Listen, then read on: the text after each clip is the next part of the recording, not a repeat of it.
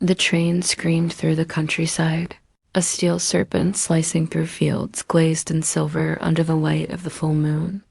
Its windows glinted like eyes in the dark, and inside, the air was still and silent except for the soft clack of wheels and the occasional rustle of newspaper pages or shifting luggage. At the very end of the nearly empty train sat a young woman, her face pressed to the window, eyes wide and searching. Her name was Alara Vance. She had not slept since boarding the train 7 hours ago. Her ticket read Glenroe Hollow, a name that had never once appeared on her maps or GPS. But when she received the letter, written in delicate violet ink and sealed with wax stamped with a crescent moon, she knew she had to go. Her great-aunt Isolda, a woman she barely remembered, had passed away. The letter had been signed by an executor of the estate, urging Alara to attend to matters of inheritance. But that wasn't what pulled her to the hollow. It was the final line of the letter, scratched in a different hand, one shaky and urgent. Come before the next violet moon. The whispering has begun again. Alara closed her eyes and tried to remember what little she knew about Isolda, a recluse, a painter of strange, dreamlike landscapes, a woman whose name was never spoken at family gatherings, as though she had long ago passed into legend.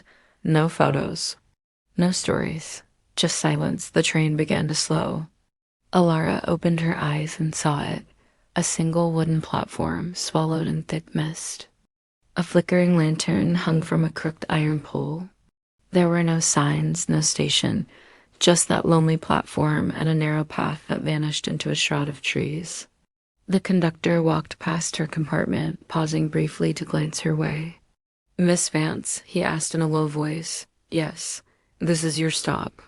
Alara grabbed her leather satchel, heavy with journals, old letters, and the antique key that had come with the letter.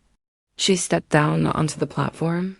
The moment her boots touched the wood, the train hissed behind her and began to move again, vanishing into the mist as if swallowed by some waiting mouth. Silence returned. Not even the insects dared to speak. The path before her was dark, framed by towering pine trees whose branches twisted together high above. The moon, full and glowing with an eerie violet hue, peered down through a tear in the canopy. The light it cast shimmered unnaturally on the moss-covered stones lining the path, as if the entire forest were holding its breath. Clutching the key in her pocket, Alara took her first step into Glenroe Hollow. The walk took nearly an hour. The path wove through dense woods, over creaking wooden bridges, and past streams that shimmered with a faint bluish glow. Alara felt eyes on her the entire time, not animal eyes, not human either. The kind of gaze that didn't blink, the kind that listened. The house came into view without warning. It rose from the ground like something grown rather than built stone covered in ivy, its windows tall and narrow, glowing faintly from within. The architecture was impossibly old, with towers that leaned as though in deep thought and shingles that shifted subtly as the wind passed. A large iron gate creaked open at her approach, though she hadn't touched it. The front door was carved with symbols she did not recognize: stars, crescents, open eyes, and concentric circles that seemed to pulse faintly under moonlight. Alara raised the key and inserted it into the lock. The door opened with a groan, exhaling cold, stale air that smelled of ink, lavender, and dust. She stepped inside. The foyer was grand but decaying, filled with oil paintings and a spiral staircase that reached up into darkness. A fireplace crackled faintly in an adjacent room, though there were no signs of anyone else. At the center of the room stood a tall grandfather clock, its pendulum motionless. And then, just as she stepped forward, it began to tick. Once, twice, 3 times. A whisper echoed through the air, so faint she thought it might have been the wind, but it was not wind. It carried syllables just barely distinguishable. "Alara," she froze. Her breath caught in her throat. "E al arta beneath the violet moon." Then silence. The pendulum stopped again, and the house held its breath. Liora stood motionless in the dim foyer, her ears straining in the silence. The whisper had vanished, swallowed by the ancient wood and stone around her. The air itself felt thick, as if the house were not only aware of her presence, but assessing her, testing her. She turned slowly, taking in the details of the entry hall. The floor beneath her boots was black marble veined with purple and green, dulled by age but still smooth as glass. The portraits lining the walls were unnerving dozens of eyes, staring from behind dust-laced canvas, each face twisted just subtly enough to be disquieting. 2 long fingers, 2 wide smiles, eyes that gleamed faintly as if wet with fresh paint. Some of them looked almost familiar, their features echoing her own. Liora approached one in particular, a tall woman in a violet gown, seated with hands folded in her lap. Her eyes were closed, yet somehow Liora felt that she was being watched. The brass plate beneath the portrait read, Isolde Vance, 1910. She heard them singing beneath the moonlight. The phrasing sent a shiver down her spine. She turned away, trying to shake the feeling. A staircase led up into the shadows, but to the right, a faint glow seeped from the crack beneath a heavy wooden door. She moved toward it, the floorboards creaking beneath her. The door opened with effort, hinges groaning in protest. Inside was a sitting room, dimly lit by the dying glow of the hearth. The walls were lined with shelves overflowing with books and scrolls. At the center of the room sat an old phonograph, its brass horn gleaming like a golden ear in the firelight, and beside it an envelope. It was addressed simply to Liora. She hesitated, then stepped forward and took the envelope in trembling fingers. The wax seal was black this time, marked with the same crescent moon she'd seen on the key. She opened it slowly. Inside was a short note written in spidery script. Liora, you were right to come. The whispers return with each moon, louder and more persistent. They are not voices of the dead, they are much older. The house remembers. The jar is not to be opened. Not until you are certain the night has turned its face away. There are rules, niece. Obey them or be unmade. Liora read the note again. The jar? What jar? And what did she mean by unmade? She folded the letter and tucked it into her satchel. A wind stirred through the room despite the closed windows. The flames in the hearth bent sideways, then flickered out, plunging the room into a twilight gloom. Shadows thickened in the corners, coiling like smoke. For a moment, she thought she saw a figure move past the window, tall and thin, with 2 long limbs and a head that tilted at an unnatural angle. She rushed to the window, heart pounding, but there was nothing outside. Only the forest, silvered in moonlight. Still, watching, she retreated from the room and returned to the foyer, the silence pressing around her like a second skin.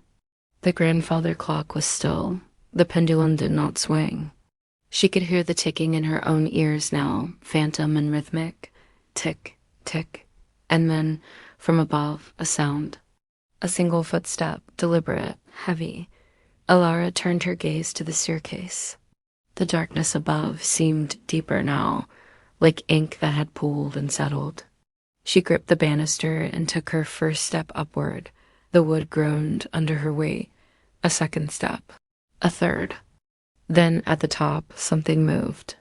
A shape ducked out of sight around the corner, a fleeting glimpse of white, a whisper of movement like a gown brushing stone. Hello?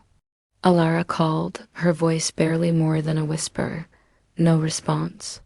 She reached the landing and found herself in a long corridor, lined with doors on either side. At the far end stood a tall window, moonlight streaming in through old, warped glass. As she stepped forward, one of the doors to her left creaked open slightly, revealing a sliver of darkness beyond. Cold air spilled from within. She pushed it open. The room inside was a study, much like the one downstairs, but smaller, more intimate. A writing desk stood beneath the window, covered in stacks of parchment and vials of dried ink.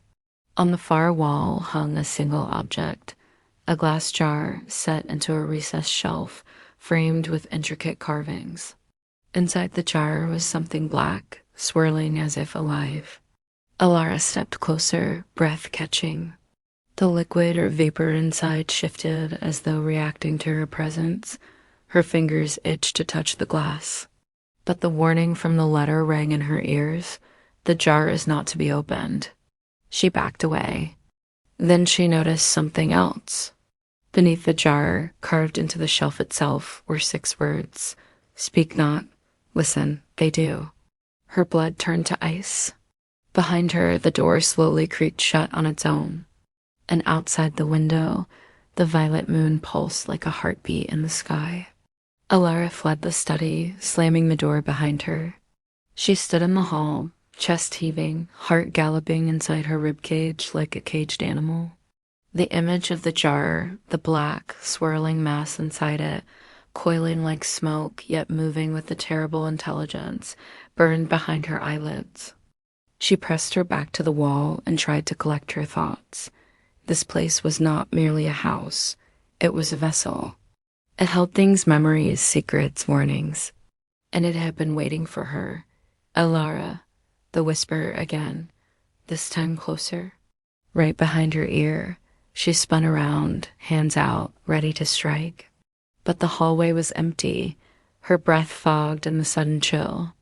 The corridor stretched long and endless, the windows now covered in a strange frost, violet-tinted from the moonlight outside. The paintings on the walls had changed. The faces in them now stared straight at her, their eyes wide with panic, mouths twisted as if in mid-scream silent portraits trapped in agony. She stumbled forward. She needed to get out of the hall, out of the house, out of whatever this was. But the stairs, where were the stairs? She turned the corner, expecting the main landing where she had first ascended. Instead, the hallway looped back on itself. The architecture had shifted. She turned again, then again, each time returning to the same spot, the tall window at the end of the corridor, violet moonlight spilling in like syrup, thick and cold. She was trapped in a loop. No, she whispered. No, no, no. She closed her eyes and tried to remember how she got here, which turns she had taken, which doors she had passed. When she opened her eyes, the hallway had changed again. There was now a door on her left, a tall, narrow one she hadn't seen before. It was painted black and bore no handle, only a small indentation in the shape of a crescent moon. Her key. With trembling hands, Alara pulled the key from her satchel. It fit perfectly. The door clicked. It opened not into a room, but into a staircase spiraling downward. The air that wafted up was colder than death. She should have turned back. Every cell in her body screamed against it. But her feet moved forward, pulled by something ancient, something humming just beneath the skin of reality. The staircase wound deep into the bowels of the house. The further she descended, the more unnatural everything became. The walls shifted from plaster to stone, from stone to something slick and organic, like bone or shell. Strange carvings appeared, runes, symbols, sigils etched into the walls with what looked like claws. There were no torches, no lights, and yet she could see. The walls emitted a faint bioluminescent glow-pale blue veins of light coursing like blood beneath the surface. At the bottom, the stairway opened into a vast underground chamber. She gasped. It was a cathedral, not of any faith she knew. Columns twisted like tree trunks, rising into darkness beyond the reach of the strange glow.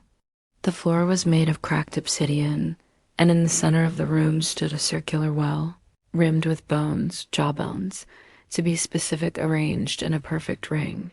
The air vibrated. She stepped toward the well.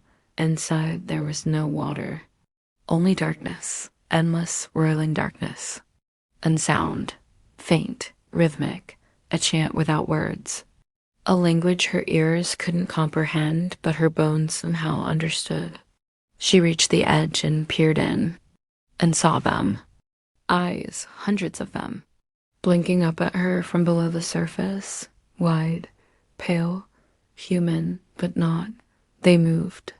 She stumbled back, barely holding in a scream. The air in the chamber pulsed, and a low whisper surged upward from the well. The jar must remain sealed. The chamber trembled. Dust fell from the ceiling. The eyes vanished into the void. Alara? The voice hissed again, this time all around her. She ran, back up the spiraling stairs, heart hammering, lungs burning. The walls shifted around her, but she climbed without looking back. She burst into the hallway once more, but it was normal again. The paintings were still, the frost was gone. The stairs to the foyer stood waiting, as though nothing had happened, as though the house had never changed. She didn't believe it for a second. She descended into the main hall and found herself in front of the grandfather clock once more. It was ticking again, but the hands were turning backward. Tick, tick. The time read 12 to 66. She stared in disbelief. A low creak echoed behind her. She turned and found a new door, one that hadn't been there before. Painted white, slightly ajar. A warm yellow light glowed inside, and from beyond it, a soft voice, her mother's voice, called out, "Elara, come in, darling. Supper's ready." But her mother had been dead for 5 years. Her hand trembled on the door. Alara stood before the white door, hand hovering near the knob, paralyzed by the impossible sound of her mother's voice. It wasn't just an echo or an imitation, it was her mother exactly as she remembered. The warmth, the cadence, the gentle lilt of someone who used to sing while folding laundry, but it was wrong. Her mother had never been in this house. Alara clenched her fists. This isn't real. Still, something pulled at her. Not curiosity, but nostalgia weaponized, twisted into allure. She pushed the door open. The room beyond was a perfect replica of the kitchen from her childhood home. The flower pattern wallpaper, the old brass kettle steaming gently on the stove, the worn oak table with 4 mismatched chairs, every detail precisely as it had been the day her mother died. And there she was.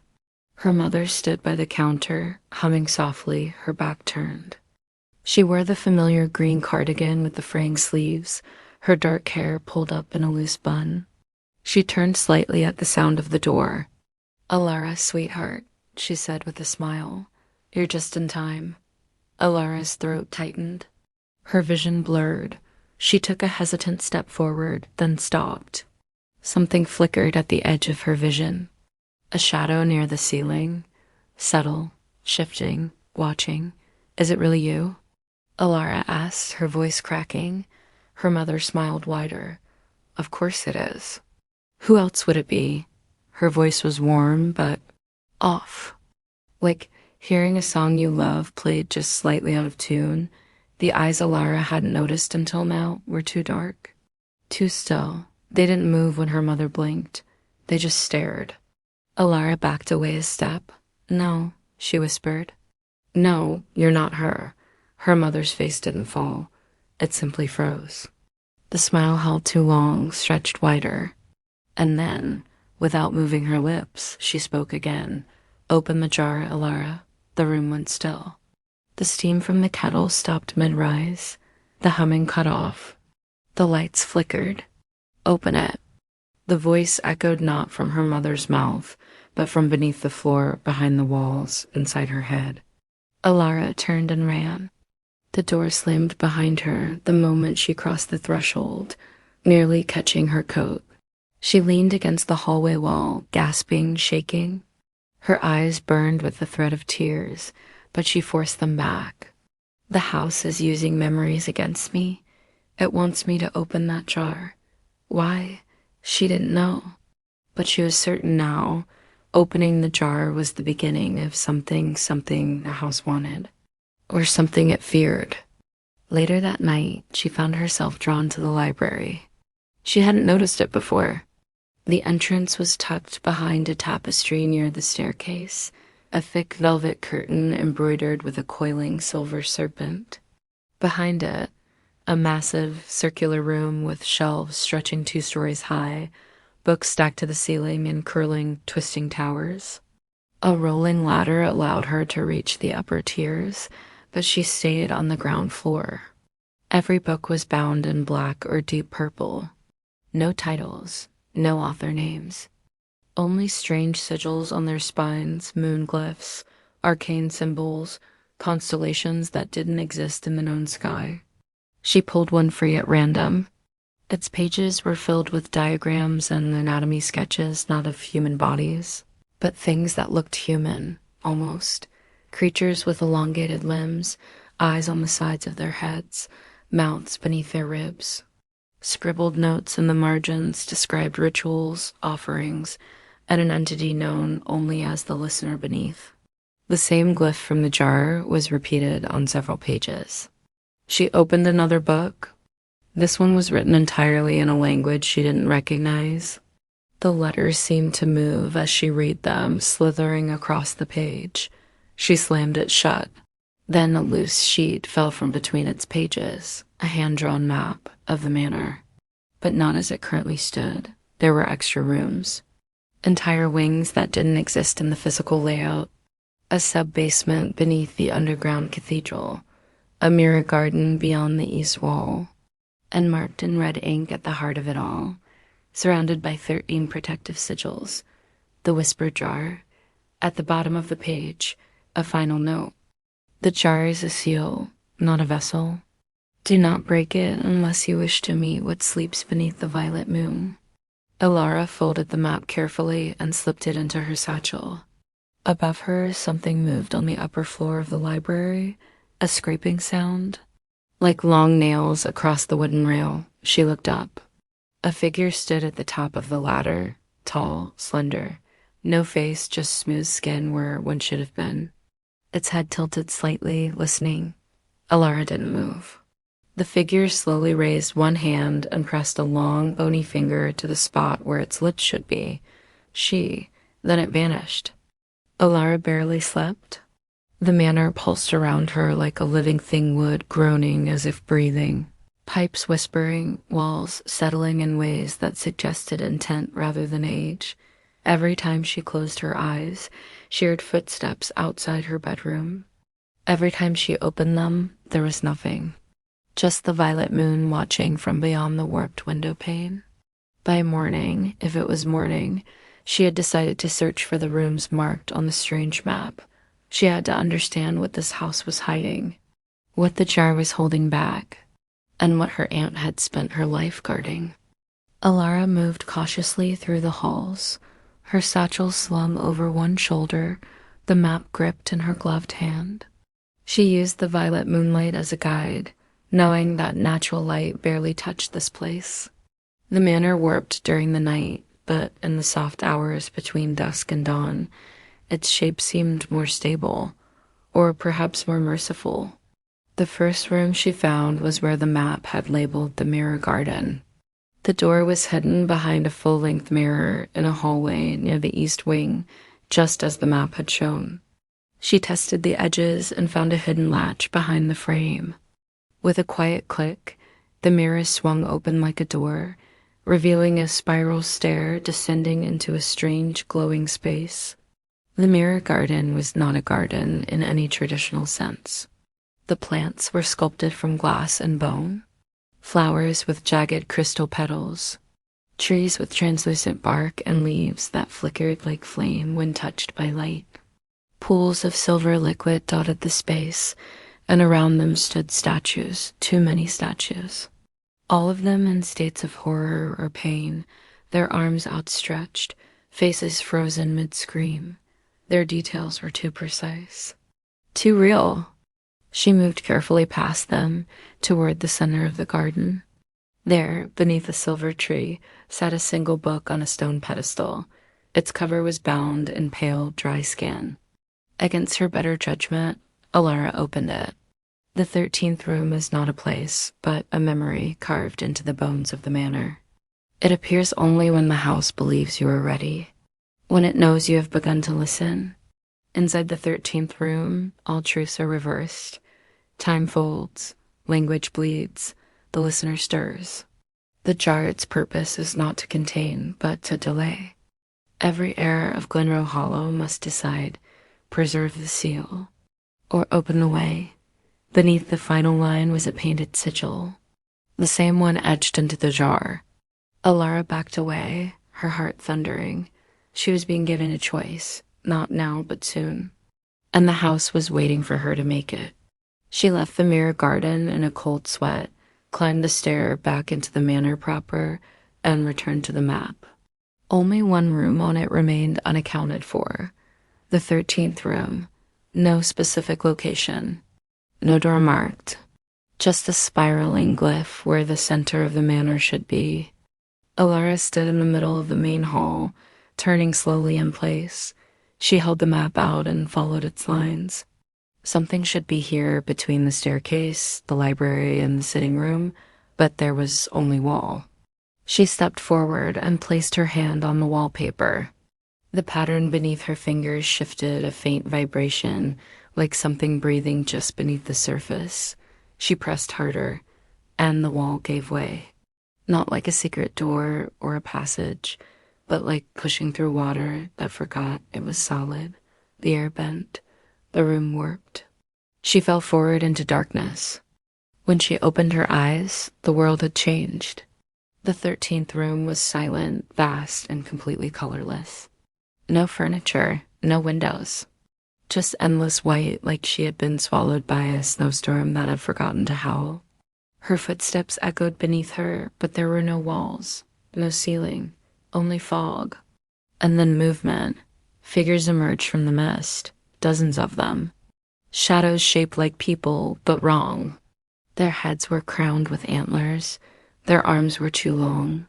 Their mouths were open, whispering words she couldn't hear. They circled her in a slow spiral, never touching, but drawing closer with every rotation. Liora stood her ground. "I want to understand," she said aloud. The figures stopped. One stepped forward, taller than the others. Its shadow darker, heavier, as if light dared not touch it. It raised one long, clawed hand, and from its chest emerged a shape. A jar, the whisper jar, but this one was broken, cracks spiderwebbed through its glass. The black smoke inside leaked, crawling along the floor like a living shadow. The shadow figure tilted its head. "This is what becomes when the seal breaks," it said, voice hollow, layered with many tongues. "Do not mistake silence for safety. The listener is awake beneath the moon."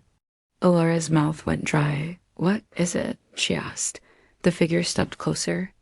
Behind it, the other shadows froze. "It is not a god. It is not a ghost. It is a listener. It is the first to hear. The first to remember. And it has waited since before language for the door to open." It reached out and placed a single claw on her chest. "You will dream it. You will carry it. And when the time comes, you will decide." The fog surged. The floor vanished. Liora screamed as she fell.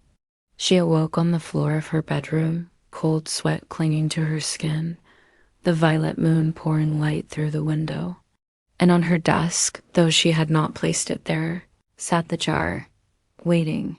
The jar was no longer hidden in a shelf or locked away in a forgotten study. It now sat in plain view atop her desk, glimmering faintly in the moonlight, as though it had always belonged there.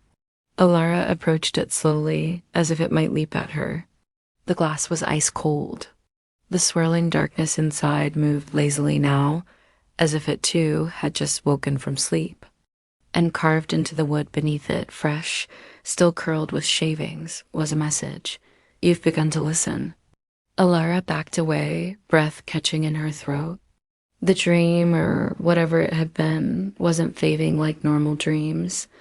Every detail was crisp. The antlered shadows, the cracked jar, the listener. She looked around the room. Her belongings were just where she had left them, but everything else felt subtly wrong. The angles of the ceiling were sharper, the floorboards too clean, too quiet. Even the moonlight had deepened to a purplish hue, as if the color itself was thickening. She needed answers, and she knew where to find them. Alara returned to the library, her boots silent on the velvet carpet as she passed through rows of towering shelves.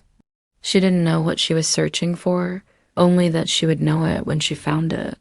She stopped before a section she hadn't noticed before, bound not in leather, but in bark. Tree bark. The volumes were etched with flowing script, more like roots than writing. One had a symbol etched on its cover, an eye pierced by a crescent moon. She pulled it down and opened to the middle. The listener was once a thought, unspoken. It existed before sound, before shadow. Before the first word, it listened. Before the first name, it remembered. The jar was not made to trap it. The jar is the last gift of forgetting. So long as it remains sealed, we are allowed silence.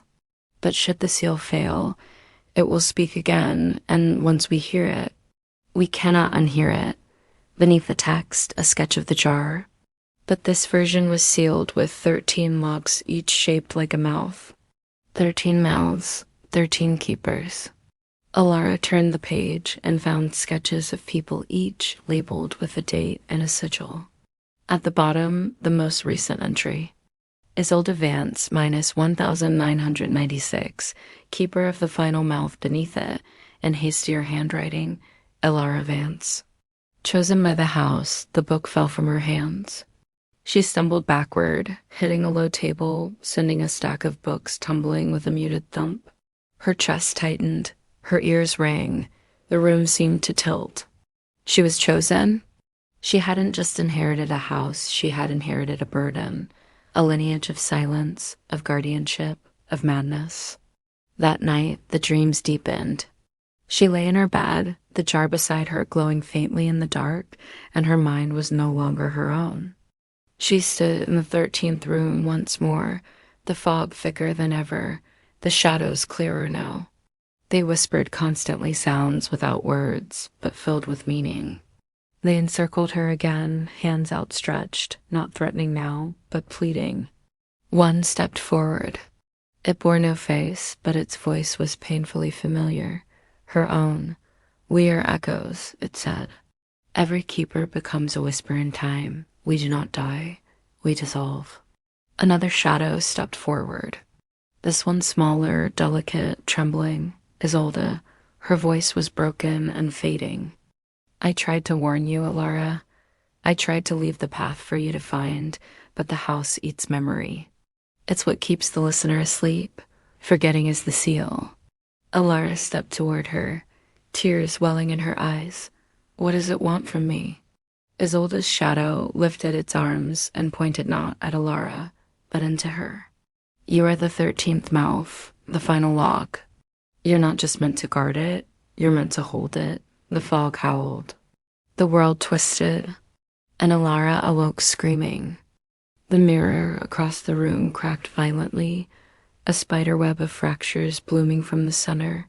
The jar pulsed once. Then from the hall, a knock. 3 sharp raps. She froze. Another knock, this one slower.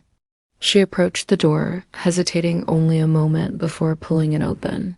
The hallway beyond was empty, no sign of anyone, but on the floor was a letter folded carefully. She picked it up. Inside only a single line, "It knows you're awake." Alara stood in the hallway with the letter trembling in her hands. "It knows you're awake." The words echoed in her chest like a drumbeat. Not metaphorical, something truly new. The dreams weren't just dreams. The house, the jar, the shadows, they were all threads of a deeper tapestry she had only just begun to unravel. She stepped back into her room, shut the door quietly, and turned the key in the lock. But even as she did, a voice inside her whispered that locks didn't matter here, not in Glenroe Hollow, not in a house that rearranged its bones at will. The jar pulsed softly again on the desk, not violently, not threateningly. It was like breathing. Or listening. Alara stared at it for a long time, wondering if she could just leave, pack her bag, walk back into the woods and wait by the tracks, Pretend none of this had happened. Pretend she never received the letter, never read the books, never descended the staircase to that place of shadows and spirals. But that was the cruel trick of Glenroe Hollow. It didn't let you leave until it was finished with you. The next day or the next sequence of light that resembled day she explored more deeply than before. Armed with the bark-bound book and the strange map, she began to chart the house on her own parchment, marking changes, observing doorways that blinked in and out of existence depending on the hour. The manor wasn't static. It moved, responded, reflected. It reshaped its corridors in response to her thoughts and actions. In the western wing, she found a new hallway with mirrors running down both sides. The reflections didn't match reality. She stood still and watched as her mirrored self continued walking, glancing over her shoulder, then breaking into a run. She turned away before she could see where it went. In another room, she found a music box carved from bone. When opened, it played a song her mother used to hum when Liora was sick. But halfway through the lullaby, the melody collapsed into a wailing shriek of strings and dissonance, as though the song itself had remembered something awful. On the third floor, behind a panel of old books, she found a nursery. Long abandoned, the cradle still rocked. And through it all, the whispers persisted. Sometimes from the walls, sometimes the floors, sometimes directly in her ear. Most were unintelligible, murmurs, hums, but some grew louder, clearer. The mouth must remain shut. She is the seal. Do not speak, do not speak, do not speak. The jar remained where it had first appeared, undisturbed, yet increasingly present. She began to sense it even when she wasn't in the room, like a sound just below hearing, vibrating in the back of her teeth, a presence that pulsed in sync with her heartbeat. And then, one night, it changed. She was reading in the library, translating another bark-bound volume that hinted at rituals involving the listener when she felt it. A hum, a pull. She rushed back to her room. The jar was glowing, not brightly, but softly like moonlight passed through amethyst. Inside, the black vapor churned faster than usual, swirling and folding in on itself. And then, for the first time, it formed a shape, a face, her own, mouth open, eyes weeping black, screaming. Liora staggered back. No, that's not. The jar pulsed once, and the face dissolved. On the desk beside it now lay another folded letter. She hadn't seen it before, hadn't heard anyone come. She picked it up with shaking hands. Liora, each mouth before you bore the weight of silence. Each bore it alone. But the listener grows stronger. The seal is thinning. You feel it, don't you? The press behind your eyes, the dreams, the recognition. You must decide soon. Either open the jar and face what comes, or take the final vow and seal it within yourself. Either way. You stopped being Liora. There was no signature. Only a wax seal shaped like an eye closed tight. She didn't sleep that night. She walked the halls instead, bare feet on the cold floor, the house humming around her. Every door seemed to breathe as she passed. Every painting stared. She wandered into the ballroom, a massive chamber she hadn't dared enter before. The chandeliers above were dark, but the moonlight filtered in through stained glass windows of violet, silver, and red. And on the floor, dancing silently in slow circles, were dozens of shadows. Human shapes, transparent, gliding. She watched in horror as they danced. One turned toward her, her mother, still smiling, still whispering, "Dance with me, darling." Liora fled. Back in her room, she stared at the jar until dawn, and when the light changed, it changed with her. Inside it now floated a single object, a tooth, human, blackened and cracked. She didn't know what it meant. Not yet, but she knew she was running out of time.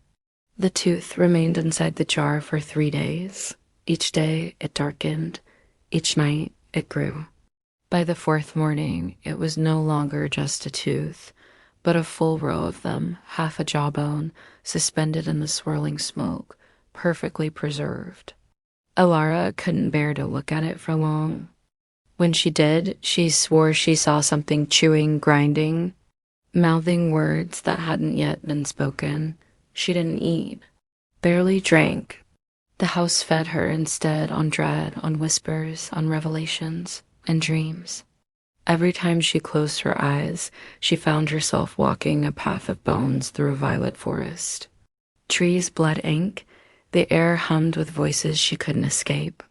And always at the center of the forest stood a great spiral tower made of glass, the jar enlarged to monstrous proportions. Inside, something shifted, something breathed, the listener. Always listening, always waiting. She returned to the 13th room. This time, it didn't require a hidden door or a broken wall. It appeared on its own, replacing the east hallway like a mirage solidifying into brick and bone. She stepped through the threshold, and the house let her go. The fog was thicker than ever, the air choked with silence. But now, something moved within it. She could see shapes, writhing, dancing, shifting, shadows of past keepers. She recognized Isolde among them, still spectral, still mournful, still whispering warnings too late. And there, in the center of the room, stood the altar. It hadn't been there before. Built of black stone and knotted roots, it pulsed softly, an unnatural heart beating at the center of the manor. Upon it lay two things, a silver knife and a scroll wrapped in dried skin. She approached slowly. The scroll unraveled the moment her fingers touched it, revealing words etched in crimson ink. The final vow to hold the mouth is to silence the world within. To seal the jar is to seal yourself. Speak the vow, and the listener remains caged. But your voice becomes the key. Your soul becomes the lid. You will never leave the house. You will never be remembered. You will never dream again. Say the words aloud, and the silence becomes you. Alara stared at the scroll. This was the choice, the true inheritance. She could seal the listener again, but only by becoming its new vessel. Its lock. Her identity would dissolve. Her thoughts would fade. She would never see the world beyond the manor again. Or she could open the jar, let it speak. Let the world hear and risk unmaking everything. She backed away from the altar, chest heaving. She wasn't ready. Not yet. That night, the jar cracked. Not a full break. Just a single fracture, thin and jagged, running down one side like a vein of lightning. The black smoke inside began to curl toward it, like a tongue tasting air. And from within came the first word. It wasn't spoken in English, or any language she knew, but she understood it, and it meant, come. The entire house shuddered. Paintings fell from the walls. Lamps shattered. The grandfather clock howled its chimes, no longer musical, but shrieking. The windows showed not the moonlit forest, but swirling black oceans filled with eyes, countless eyes. Watching, waiting, listening. Alara collapsed to the floor, covering her ears, but it wasn't a sound, it was inside her, a voice made of memory, of silence unraveling, a voice that knew every thought she had ever had. You have seen the vow, you have touched the garden, you have walked the mirrored path. Now choose Alara, the seal or the scream. The jar glowed brighter. Its surface bulged, glass warping like flesh. And she knew with absolute clarity she had until the next moonrise to decide. After that, the jar would open on its own. Alara did not sleep again, not the night, not the next. Not the next. Every time her eyes closed, the listener found her, in dreams, in memories, in the deepest corners of her mind where even she had not dared to go. It peeled back the layers of her thoughts like skin, whispering truths she had buried, faces she had forgotten, fears she didn't know had names. And always it asked the same question, which are you? The silence or the scream? She poured through the journals and the study Isolde's records, left behind like breadcrumbs. Scattered thoughts, barely coherent, most pages scribbled with repeating phrases. Do not name it. Do not remember it. The listener is memory uncontained. But one journal bound in faded gray velvet held something different. It was written in neat, orderly handwriting, dated over several months. Not madness preparation, I am fading now. The listener tests me. It takes pieces slowly, memories, dreams, feelings. I watched the sunrise this morning and felt nothing. That terrified me more than any shadow ever could. I've done all I can. I've hidden the paths, laid the glyphs, buried the older mouths. I've delayed the inevitable, but the seal grows thin and the house begins to whisper. Liora will come. I saw her in the glass before the cracks. She is the last. If she chooses the jar, may she forgive me for leaving her this burden. At the end of the journal was a drawing, a sketch of the manor, its towers bent inward like a flower closing around a seed, and at the center, Liora herself. No face, no eyes. Just a mouth, wide open. She spent the next day, if it could still be called a day, wandering the manor like a ghost. The house had grown quiet again, but not in peace. It was awaiting silence. A silence with teeth. The crack in the jar deepened. The smoke inside grew more aggressive, pressing against the glass as if desperate to escape. Occasionally, it formed eyes dozens at once, staring at her through the fracture, blinking, smiling. Once, the jar spoke again, a single word, ready. She went to the cathedral beneath the manor, the one she had found long ago, beneath the spiral stair. It was different now, larger, twisted, alive. The pillars pulsed with breath. The well in the center no longer gaped open, it bubbled, as if something were climbing.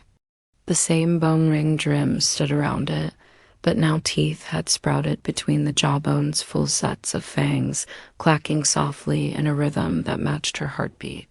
At the far end of the chamber stood a mirror. She approached it with dread pooling in her stomach. The reflection it showed wasn't hers. It was Isolde. But not just Isolde her and all the others before her.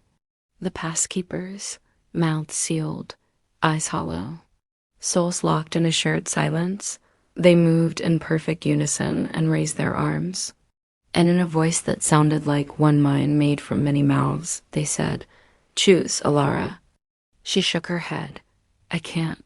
The glass began to crack. "You must. I don't want to. You were never meant to want. Only to hold." She ran from the cathedral, up and up until she could barely breathe, until the world around her stopped pulsing, until the whispers receded just enough to think. She ended in the attic, a room she had never dared open until now.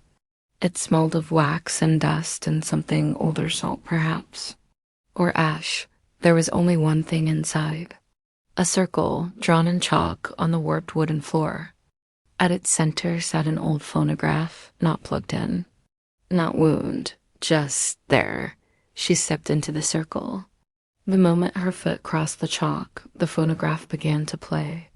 At first, only static, then a voice, her voice. I am the 13th mouth. I take the silence into me. I make the jar of my body. I carry the listener in silence. It was the vow, already spoken by her. Her knees buckled. She stared down at the chalk, the symbols around her feet glowing faintly. They responded to her presence, welcoming her back. The house had already chosen, and part of her deep inside had already answered. She descended the attic stair in silence. No panic now, no chaos, just inevitability. In her room, the jar pulsed steadily. The crack now spider-webbed across its entire surface. The jawbone inside had become a full skull. Not floating watching, she reached for the scroll. The one from the 13th room, the vow etched in blood. She unrolled it, held it in her trembling hands, her lips parted. And then the clock struck 13 chimes. They shook the house. Not in sound, but in presence. Each toll was a ripple through space itself, bending walls and stretching shadows. Glass shattered, wood groaned, paintings wept. The chandeliers in the ballroom exploded in silence, raining glittering shards like falling stars, and above it all, the violet moon bled. Its color deepened from lavender to black cherry, painting the sky in hues that didn't belong to nature. And it was no longer far away. It felt close pressing against the house like a face at a window. Alara stood before the jar as the final chime rang. The fracture across its surface widened with a sickening crack. The skull inside grinned, then opened its mouth. From within came a sound unlike anything she'd ever heard. Not a voice, not a word, but the absence of both. A void. A silence so total it screamed. Alara dropped to her knees, hands clamped over her ears, though there was nothing audible. Her nose bled, her eyes blurred, her teeth ached. It was inside her head, pressing against every thought she'd ever had. And with it came understanding. The listener was not a monster, not a demon, not even a god. It was memory, unspoken, unforgotten, unforgiven. It had waited since the first lie, since the first time a human looked another in the eyes and chose not to tell the truth. Every betrayal, every forgotten name, every hidden shame, the listener had heard it all. And it wanted to speak. Alara crawled to the scroll. She had one chance, one last choice. Seal it become the final lock. Or open the jar and let the listener speak to the world.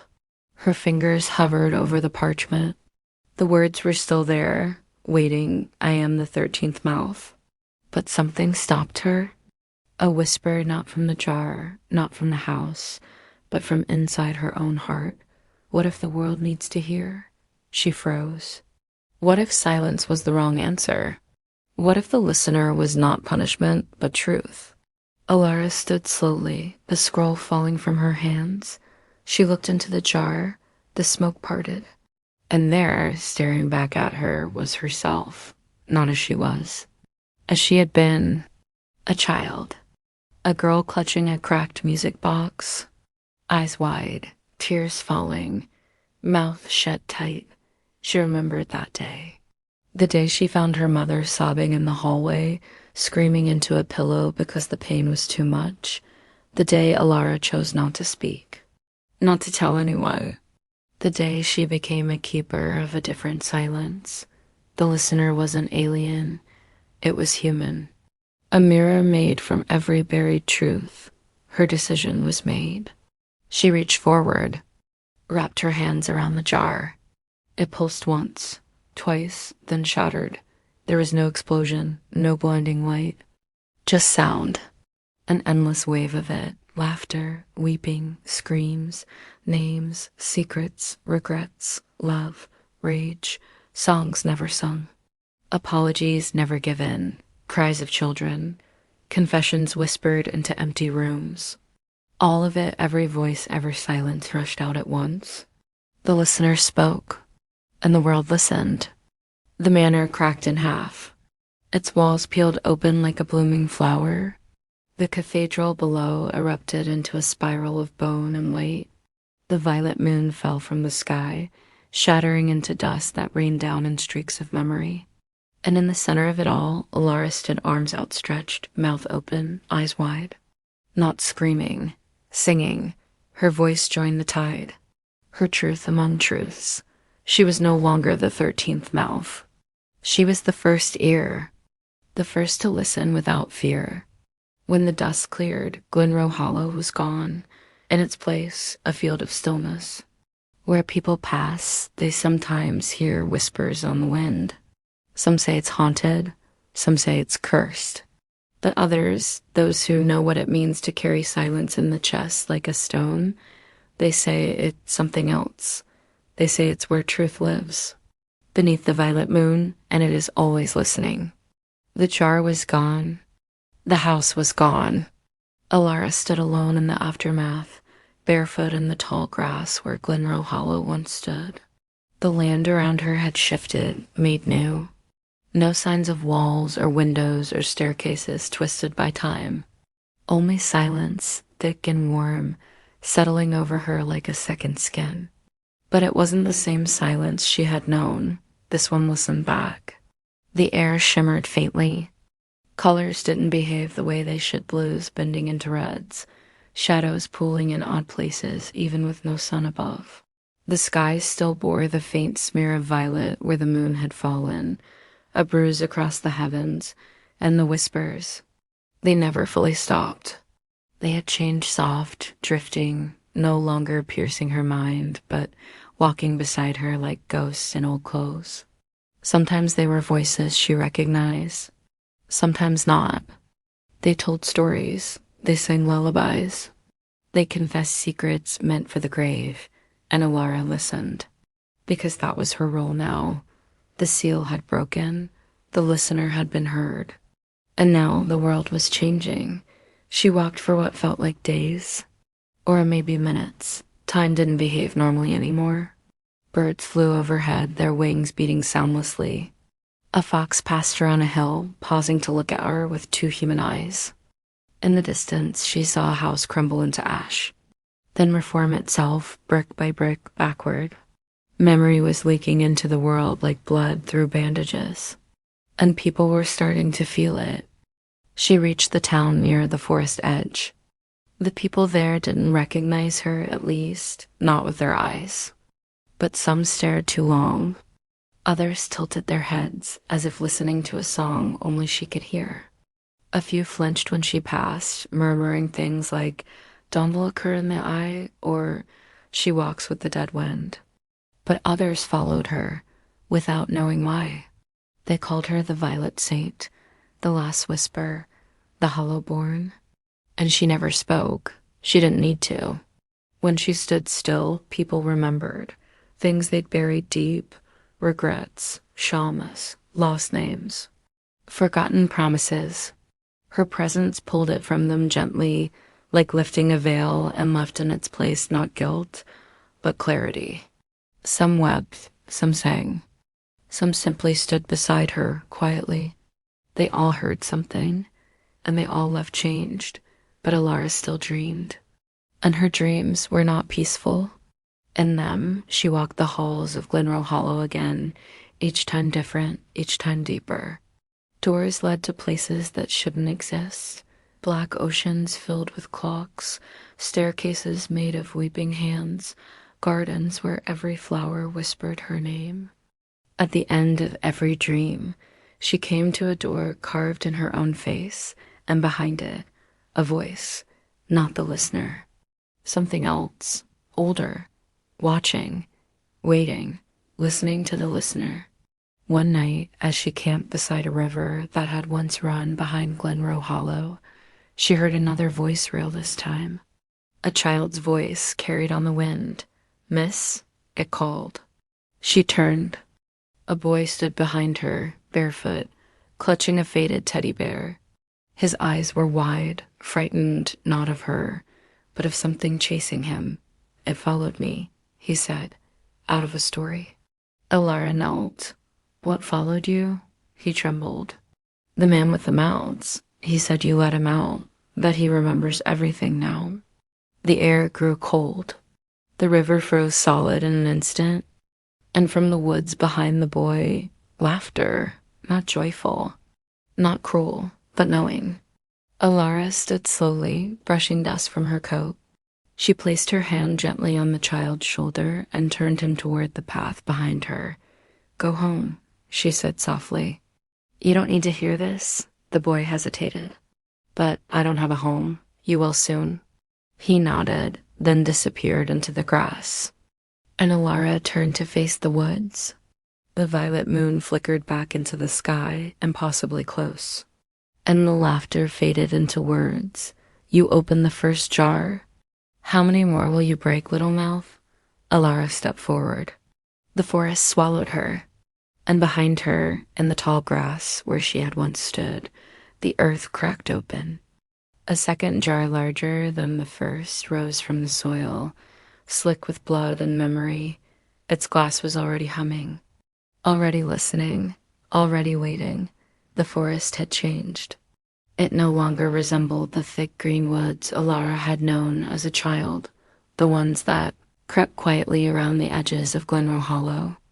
This forest was older, hungrier.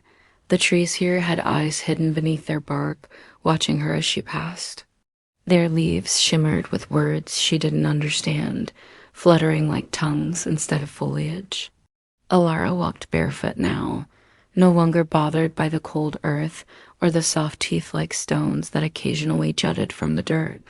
She no longer felt hunger, no longer tired. She had become something else the moment the first jar shattered, a bridge between memory and flesh. The keeper of the first broken silence, but she was not alone. Something else walked these woods. She could hear it. Not footsteps, not breathing, but a hum, low and deep, vibrating through the trees. A resonance that buzzed against her teeth and ribcage. It wasn't the listener. It was worse. Alara came to a clearing, a perfect circle. At its center stood a monolith, a towering column of bone and crystal, pulsing with pale red light. Wrapped around its base were 13 chains, and in the air above it floated the second jar, much larger. Its surface didn't just crack, it writhed, as if trying to turn itself inside out. Unlike the first, this jar didn't contain smoke or skulls or whispers. It contained light, but the kind of light that shouldn't exist. It pulsed with impossible colors, folding in on itself like a wound in reality. And carved into the ground below, it was a single phrase. The second mouth opens not with words, but with witness. Alara didn't understand at first. But then she saw them. All around the clearing, standing in a wide, silent circle, were others. Dozens, maybe hundreds. People, some old, some young, some with tears in their eyes, some with no eyes at all of them watching her. All of them drawn to this place for the same reason, because the truth had called to them. They were witnesses. The second mouth, the second jar, would not open by force. It would not shatter with a scream. It would open when enough people saw what could not be unseen. Alara turned slowly, taking them in. The crowd didn't speak, didn't blink. They stood like statues made of soul and memory. And with each breath, the jar cracked wider. Then the humming grew louder. From the trees stepped a figure.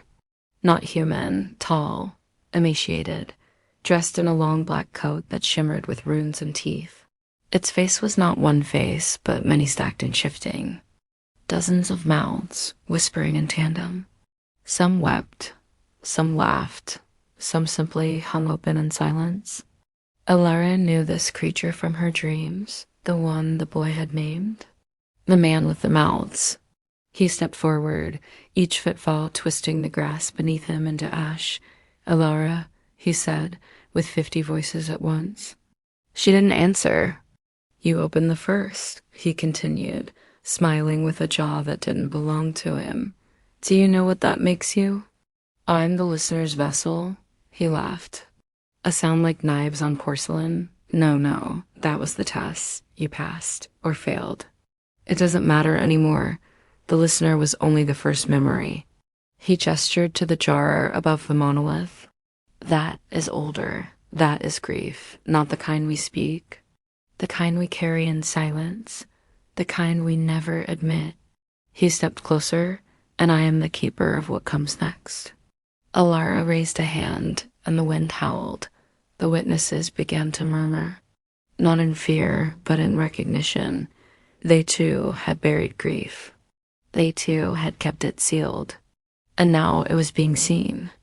The man with the mouths turned slowly toward the crowd, his grin widening unnaturally. "Yes," he whispered. "Look upon it. Let it rise." The jar above the monolith pulsed. It had begun. A roar filled the clearing, not sound, not wind, but a rush of memory so powerful it sent everyone to their knees. Visions poured from the jar fathers lost to suicide, mothers who vanished, sisters who drowned, dogs who waited at doors that would never open. All the little griefs, all the forgotten sorrows. A storm of emotion no one had words for. Liora clutched her chest, gasping. She saw her own grief, her mother, her aunt, the version of herself she had been forced to abandon when she took the listener's voice into her soul. And then, crack, the jar split clean down the middle.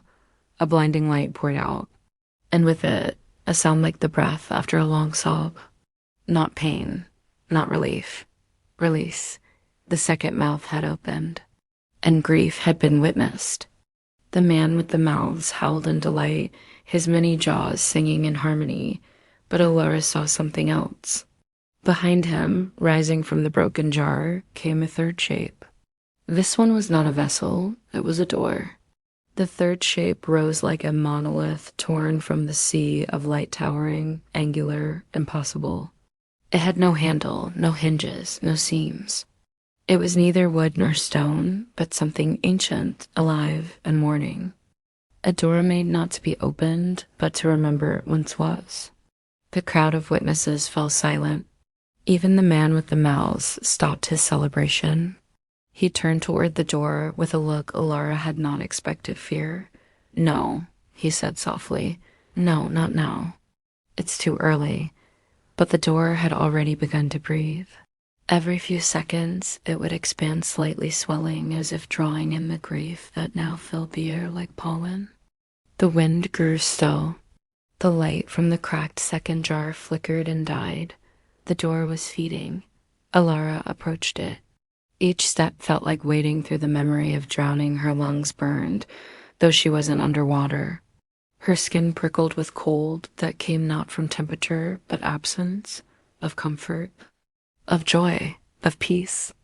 When she reached the base of the door, symbols appeared, runes shaped like weeping eyes, bent mouths, and hands clutching nothing. She pressed her palm to the surface and felt everything. All the sorrow the door had swallowed, all the deaths that were never mourned, all the names whispered into pillows, never aloud. It was a reservoir of unspoken eulogies, and one of those voices was her mother's. "Liora," it whispered from behind the door, "you opened it? You opened me?" Her eyes filled with tears. "I didn't know," she said. "I never meant," but the voice continued gently, "none of us ever mean to carry so much." The man with the mouths had recovered. He stepped forward again, fury cracking across his ever-changing face. "You don't understand what you've done," he said. "These jars, these mouths, they are not yours. They were sealed for a reason."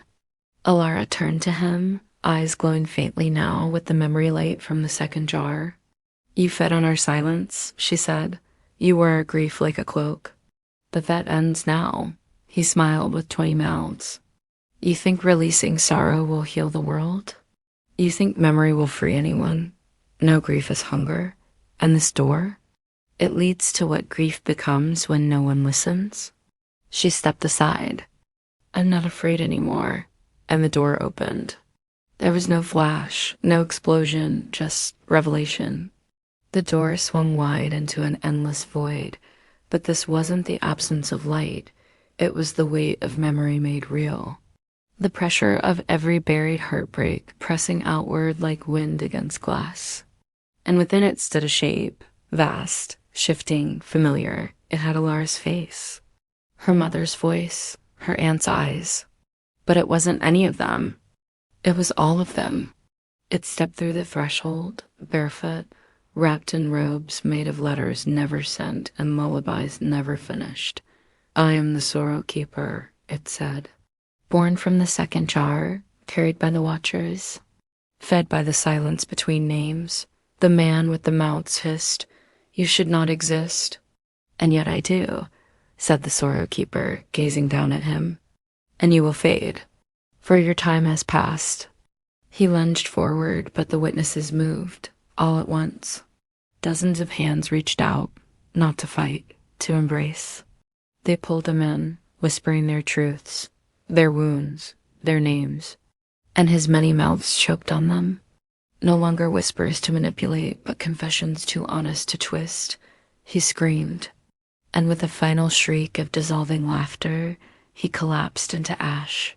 Liora fell to her knees, shaking. The Sorrow Keeper turned to her. "You've opened 2 mouths," it said, "and in doing so, changed the tide of forgetting." Liora raised her eyes. "How many more are there?" The Sorrow Keeper placed its hand on her forehead, and she saw 13 jars, 13 mouths. 13 truths the world had hidden to survive. She had opened 2. That left 11, and each one more dangerous, more honest than the last. The Sorrow Keeper began to fade. "We will meet again," it said, "when you are ready to open the 3rd. It vanished in a flurry of petals made from torn photographs. The crowd slowly dispersed. Some wandered into the forest, singing softly. Others fell to the ground, sobbing for themselves, for others, for reasons they couldn't quite name. And Liora stood alone. Before her, where the door had been, now lay a stone path. At its center sat a small black jar, unlabeled, uncracked, but humming softly. The 3rd mouth, waiting. The 3rd jar was silent, not inert, not weak, just still, as if aware of Liora's presence and choosing for now to wait. It didn't pulse with light like the 2nd, or whisper like the 1st. It merely sat in the center of the stone path, humming with a frequency that couldn't be heard, only felt, in the bones, in the blood. Liora knelt beside it.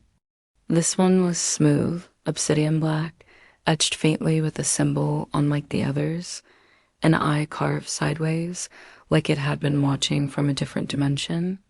No lead, no seams, no reflection, only weight.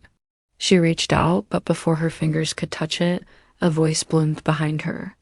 "You shouldn't touch that one." She turned quickly. A man stood at the tree line. Ordinary at first glance, bare feet, worn cloak, gray-streaked hair, but his eyes were wrong, not unkind, but old. Not in age, but in burden. Like he had seen every truth that ever existed and somehow still stood. "Who are you?" Liora asked. "I was the one who opened the 3rd, he replied softly, "a long time ago, before the rest were made." She stared at him, startled. "Then he nodded. "The first witness, the one who looked too long into the mirror." The man's name was Callum. He led her away from the jar, to a quiet place beneath a twisted tree whose branches hung low with heavy, parchment-colored leaves. There, he told her stories. Not myths, not riddles, truths. "Each jar is a mouth," he said. "But not every mouth wants to speak. Some want to watch. Some want to accuse. The 3rd jar, it is the mouth of memory that looks back." Liora frowned. "Back at what?" Callum's eyes darkened. "Back at you, your truths, your blind spots.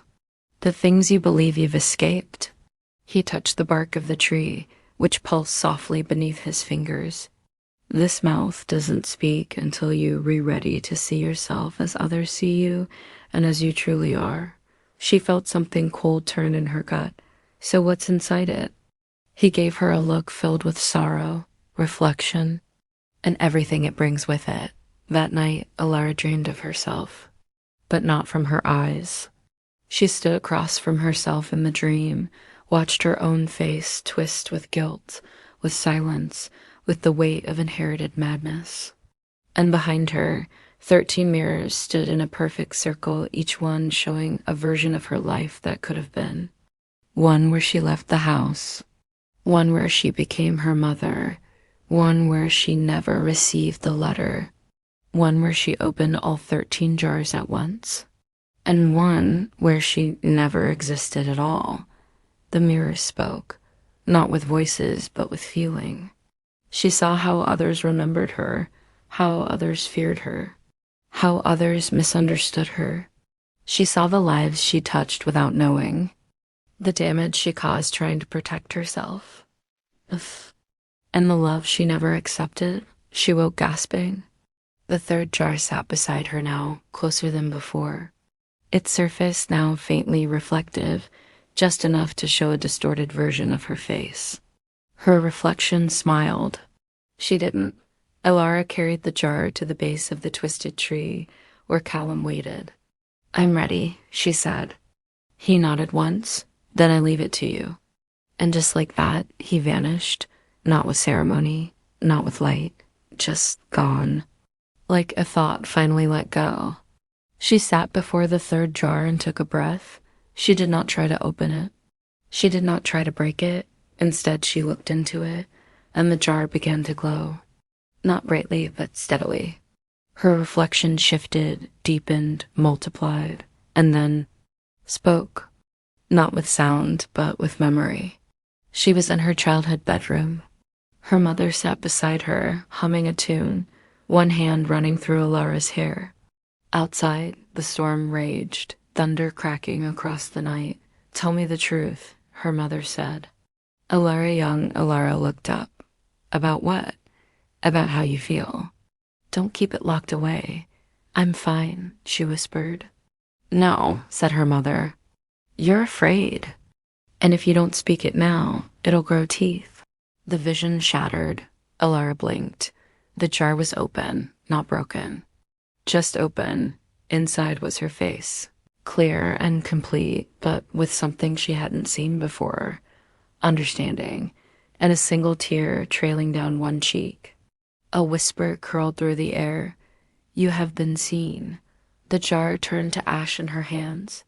The wind carried it away. And before her, a new path unfurled made of black glass and flickering with images from lives not her own. At the end of it, the fourth jar waited, wrapped in chains of braided hair, covered in scars, pulsing with the rhythm of a forgotten heartbeat. The fourth path was narrower than the ones before. It twisted downward, coiling like a serpent into the roots of the world. The air grew colder and heavier the further Liora descended. The trees above faded from view, and soon she walked beneath a canopy of bone-white branches, their bark etched with names. Thousands of names. Some she recognized. Some she almost recognized. Some she knew she was never meant to. Each one whispered as she passed, voices like wind dragged over broken teeth. "We were never spoken. We were never remembered. We wait in silence." At the end of the path, she found the fourth jar. It sat atop a black stone pedestal, wrapped in braided hair, some golden, some gray, some still wet with blood. Each braid nodded into symbols that pulsed faintly in the dark. This jar was the size of a heart, no larger, but the weight of it nearly brought Liora to her knees. It reeked of history, not the kind in books, the kind erased from them. She didn't touch it yet. Instead, she circled slowly. On the ground around the pedestal were carvings, a spiral, a wheel, a throat with no tongue, and at the center an ear, cracked and filled with salt. Liora reached down and traced one carving. A sudden vision overtook her. She stood in a village nameless, shrouded in mist. Children played. Women sang lullabies in a language she didn't understand. Men carried baskets of bone to a quiet river. And then silence. A scream swallowed by time. Fire, steel, ash. The village burned, not by war, not by plague, but by forgetting. Liora turned in the vision, and a voice whispered, "They erased us." She staggered back from the pedestal, breath sharp. The fourth jar contained the unnamed. All those who had lived, suffered, loved, and died without remembrance. Those scrubbed from history by cruelty or neglect. The ones deliberately silenced. The ones buried beneath more convenient lies. Liora fell to her knees. Tears spilled freely. She had opened grief. She had opened reflection. But this was injustice. Generational, intentional, final, and it screamed for air. From the shadows beyond the pedestal, something moved. Not a beast, a procession. Figures in tattered robes, mouths sewn shut, hands stained with ink. Each carried a single page, blank and burning at the edges. At their head walked a woman.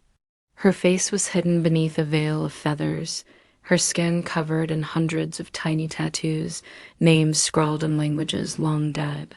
She carried a knife, not to harm, to free. She approached Alara and placed the blade in her hands. The metal trembled. "Write their names," the veiled woman whispered, voice rough as parchment. "Speak what history would not." Alara looked at the jar. Its surface now pulsed with shadows. Faces swam within, blurry, fading, reaching outward. She understood. This jar would not open through force. It had to be earned. By naming the forgotten. By remembering what had been erased. She took the blade and sliced her palm. Blood pooled. The pedestal rippled, becoming soft, like flesh. And with her finger, Alara wrote, "For the ones lost in silence." The jar split down the middle. 1,000 voices burst out at once, chanting names, stories, eulogies, songs that had never been sung outside their village walls. Not sad, not angry, grateful. Their voices curled upward like incense, wrapping around the trees and stitching themselves into the bark, the leaves, the wind. The world would not forget them again. The robed procession bowed. The veiled woman touched Alara's cheek. Then all of them, robes, names, pages turned to dust. Only the pedestal remained. And beside it, in a shallow hollow of earth, the 5th jar, rusted, sealed with a child's drawing, buzzing faintly with laughter and screams. Alara stared at the 5th jar with growing unease. Unlike the others, this one was child-sized, small enough to fit in a toddler's hands. Its surface was rusted metal, dented and warped, as though it had been buried beneath decades of dirt and memory. But what made her breath catch was the crude drawing scrawled across its lid. A smiling face, drawn in crayon, eyes too wide, mouth too red, and behind it stick figures, one with no head, one upside down, one with arms like claws. The crayon had smeared, streaking red and black across the metal. The name written beneath was May, just that, no other context. Alara didn't want to touch it, but it was already too late. The moment her eyes lingered too long, the air around the jar twisted into playground laughter, giddy, shrill, endless. It bounced around the trees like a chant, ring-a-ring of silence. Fall down, fall down. The shadows deepened. She stepped back instinctively, but the ground beneath her feet turned soft, spongy like old carpet soaked in something warm. And the woods around her blurred. The roots became plastic. The trees became bent poles of rusting metal. The leaves became shreds of paper torn from picture books. She stood now in the ruins of a playground that had never truly existed, but remembered itself anyway. Swings creaked with no wind. A seesaw balanced itself. A merry-go-round spun slowly, its handles coated in soot, and in the sandbox sat a child. Not whole, not broken, just wrong. Its eyes were painted on. Its skin stitched together from drawings and finger paints, its head tilted too far. Its smile never moved. It waved. "Want to see something funny?" It asked. Alara didn't answer. The child stood and walked over to the jar. It didn't open it, just petted it like a pet or a favorite toy. "I put all the bad parts in here," it whispered. The mean words, the missing moms, the games that hurt, the stuff that didn't make sense. Alara knelt. "Who are you?" It smiled wider. "I'm what they forgot on purpose." Then it leaned close and whispered, "I'm the joke no one laughs at." The laughter around them grew louder, frenzied now, frantic, not joyful, hysterical.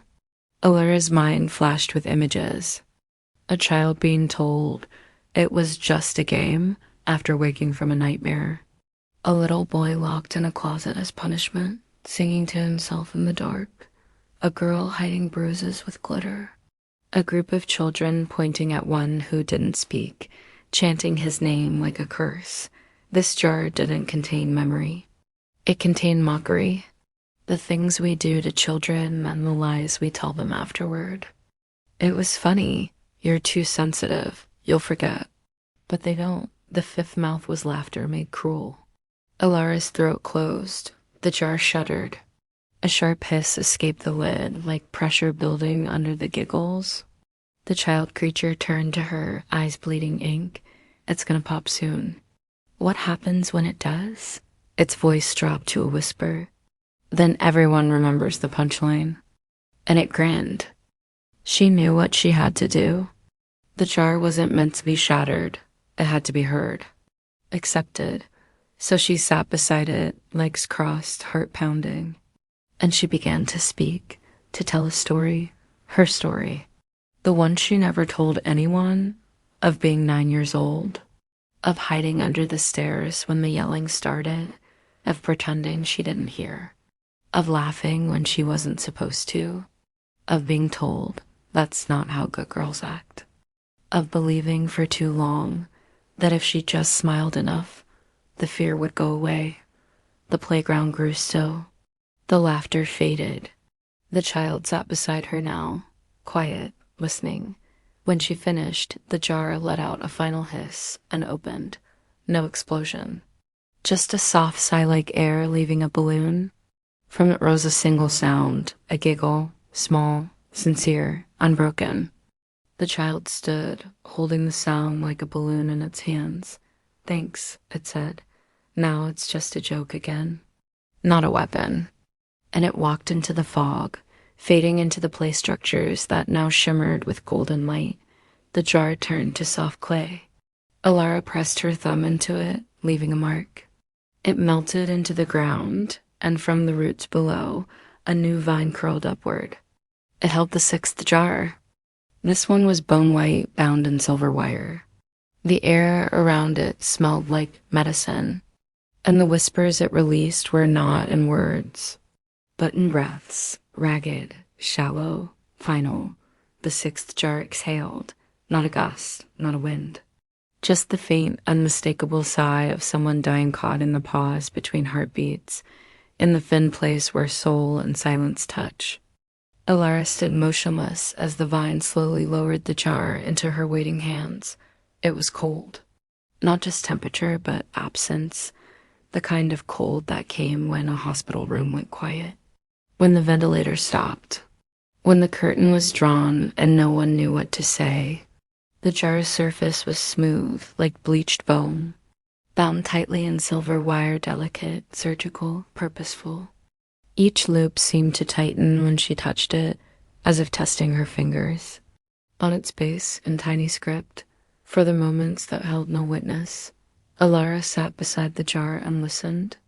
Not to the jar itself, but to what it didn't say. There was no voice in this one, no child, no beast, no vision. Just breath, slow, then slower, then gone, again and again, and she understood. This was the jar of unseen deaths. Not violent, not dramatic, just forgotten. The ones who died quietly, alone, with no one to remember their final breath. She saw them, one by one. An old man in a nursing home, staring at the window as snow began to fall.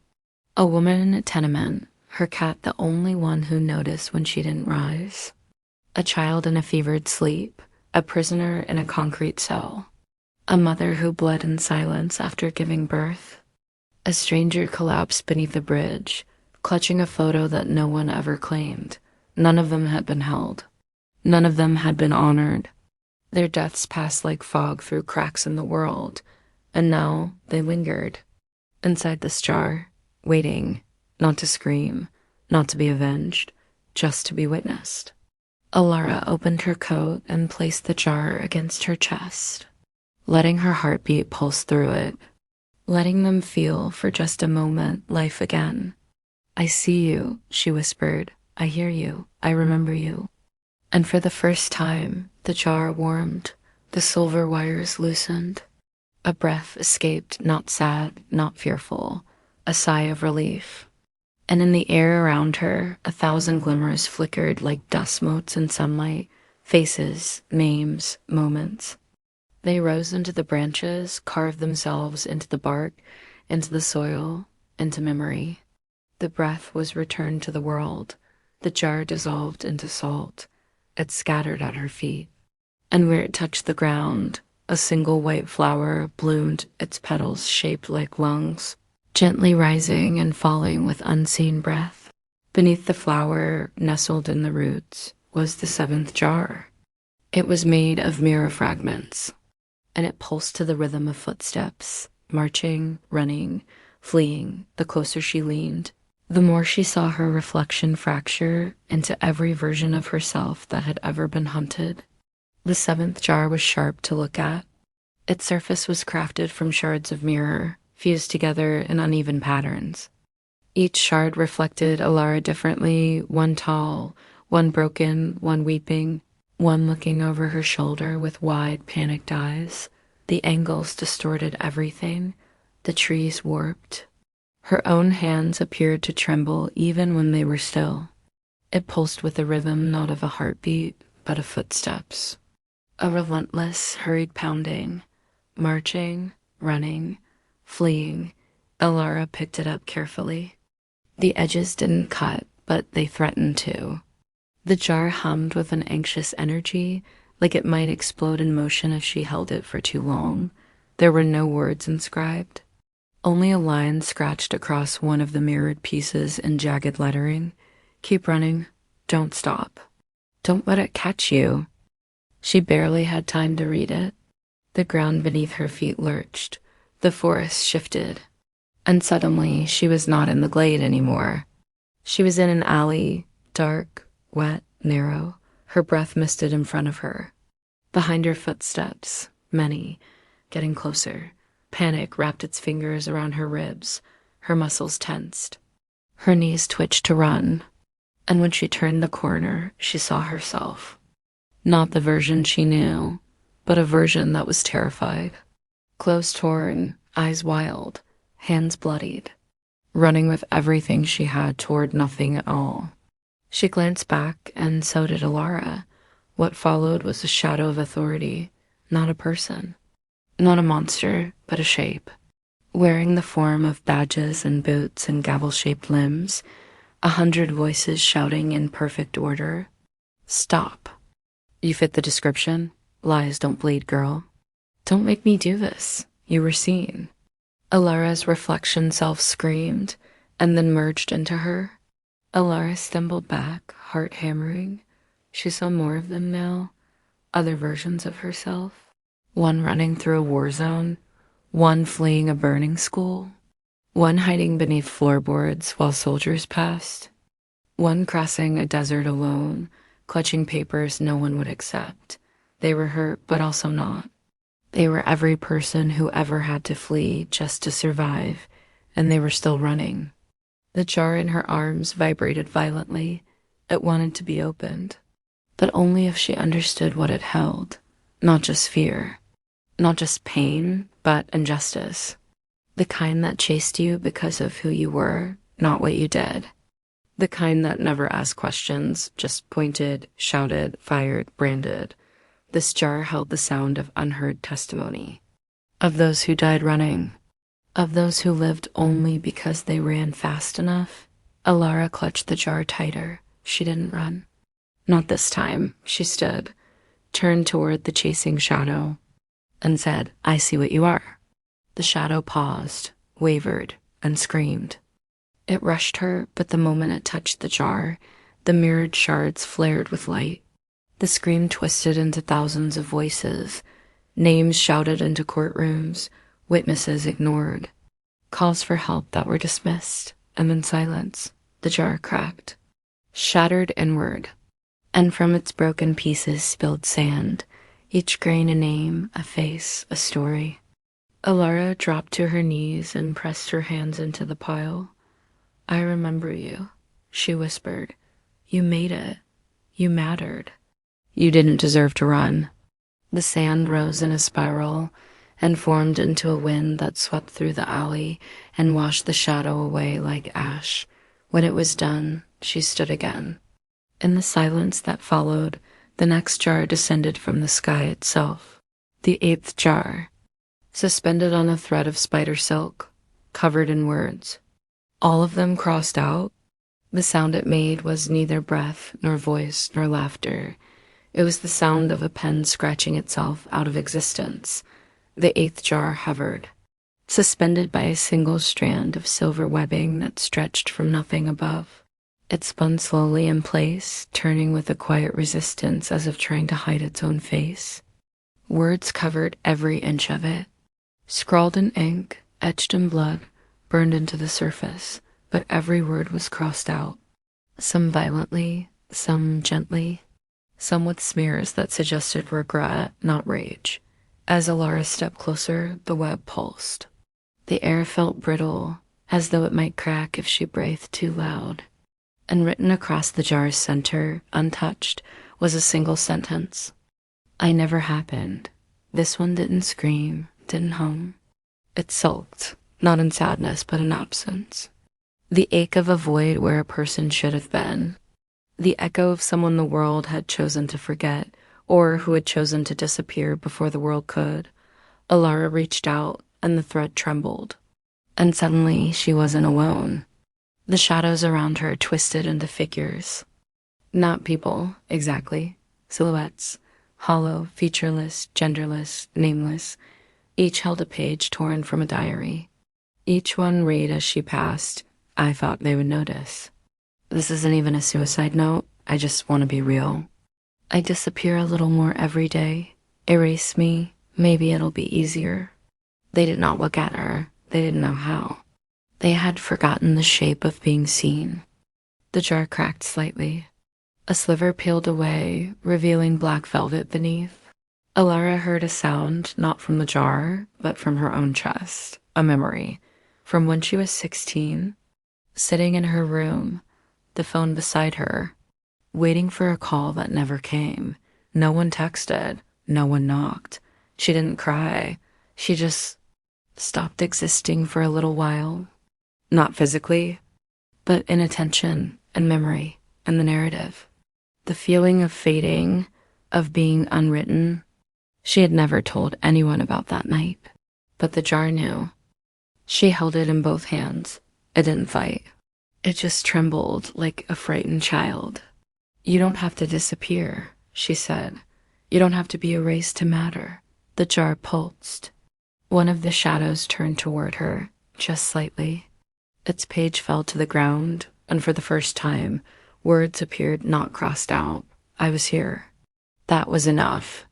The jar collapsed inward, folding into itself like a paper letter sealed and sent. It didn't shatter. It became small enough to fit in her palm, and then it vanished, with the sound of a breath held too long finally exhaled. The shadows around her blurred, and in their place, flowers bloomed. Thousands. Each petal bore a name.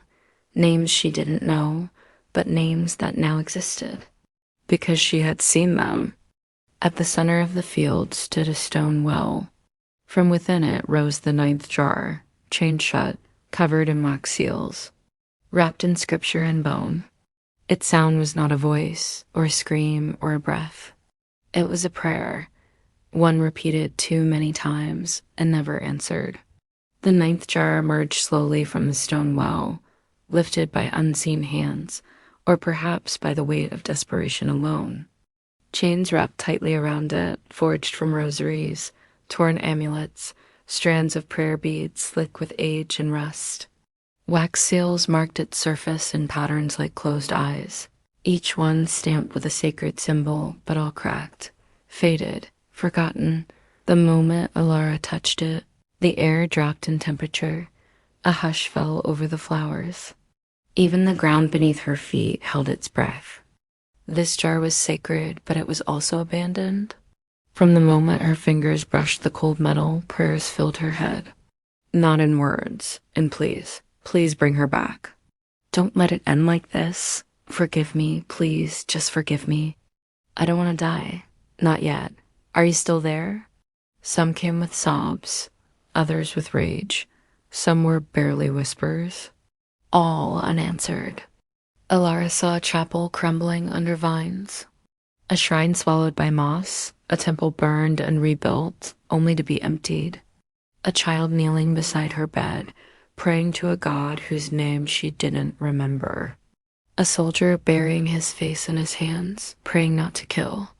A woman screaming at the sky, begging for her baby to breathe. She understood now. This jar did not hold belief.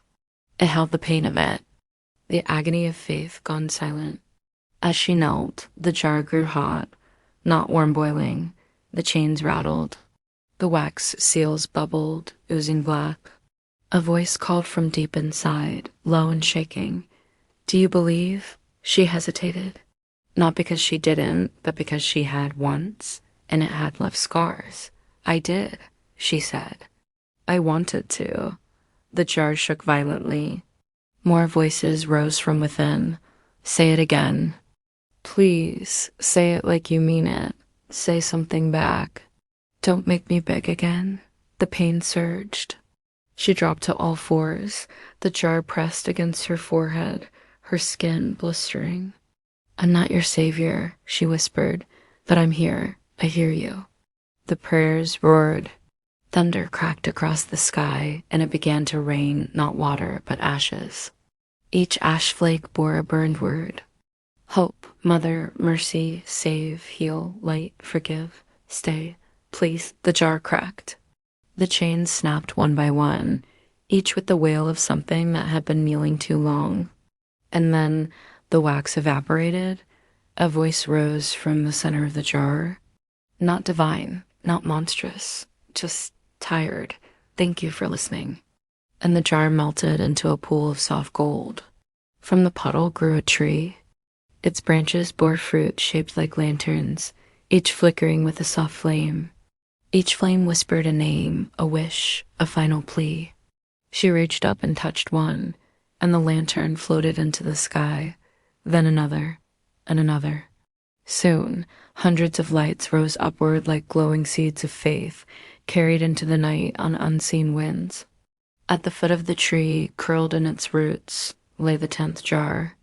Glass blown from frost and fog, frozen shut. And inside, barely visible, was a single object, a locked door with no keyhole. The sound it made was not breath, voice, or prayer. It was the sound of a secret someone died protecting. The 10th jar was silent, not peaceful, not sleeping, just guarded. Its surface was translucent glass, thick with frost that never melted. When Liora exhaled, her breath clouded instantly, hanging in the air like a held confession. Within the jar, barely visible through the misted glass, floated a single object, a door. Small, ornate, but sealed. There was no handle, no hinges, no keyhole. Just a frame, wrapped tightly with barbed wire made of shadow. Liora lifted the jar. It didn't resist. But the moment it left the roots of the prayer tree, a deep cold surged through her arms and burrowed behind her eyes. She felt it reach her, memories touching places even she didn't know she had locked away. And suddenly, she was somewhere else. A house, dim, silent. She was inside a closet, not her current body, but younger. Much younger. Her knees pulled to her chest, a whisper beyond the door. A voice, male, slurred, laughing when he shouldn't be. Liora, this version of her, held her breath, praying not to be heard. And above her head, scratched into the closet wall, was a sentence. "Don't open it, not even for yourself." She snapped back to the present with a gasp. The jar in her hands pulsed once icy mist leaking through the cracks in the glass. This was the jar of secrets. The kind buried not just in memory, but in shame. The truths people die with. The things they never say aloud. Not because no one will listen, but because they're too afraid to speak. This jar held those. From the edge of the clearing, a figure stepped forward. Thin, masked, dressed in robes made of stitched pages. They held a book to their chest, a heavy lock across its cover. They offered no name, but Liora understood. This was the archivist of the unspoken, the guardian of what had never been admitted. Here she spoke with a mouth full of sealed envelopes. Some doors were not made to be opened, the archivist rasped. But they must be remembered. Liora knelt before the jar. She didn't try to force it open. Instead, she whispered, I know what it's like to keep the worst things inside. The jar cracked slightly. She touched it again. I know what it means to never say it, to carry it alone. Crack. I won't tell your secret. Crack. But I'll make sure you don't carry it by yourself anymore. The jar shattered. No sound. No flash.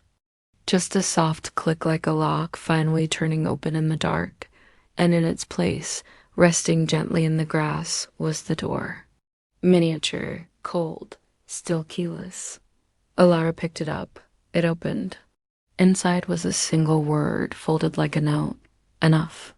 She nodded and set it down with reverence.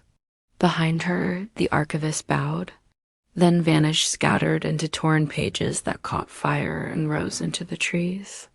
From beneath the broken jar's remains, the 11th jar emerged, wrapped in velvet, tied with thread that pulsed like veins, carved with a single phrase, "Do not open unless you are ready to lose something you love."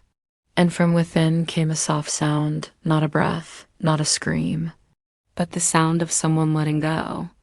The 11th jar rested heavy in Alara's hands, though it looked delicate, barely larger than a teacup.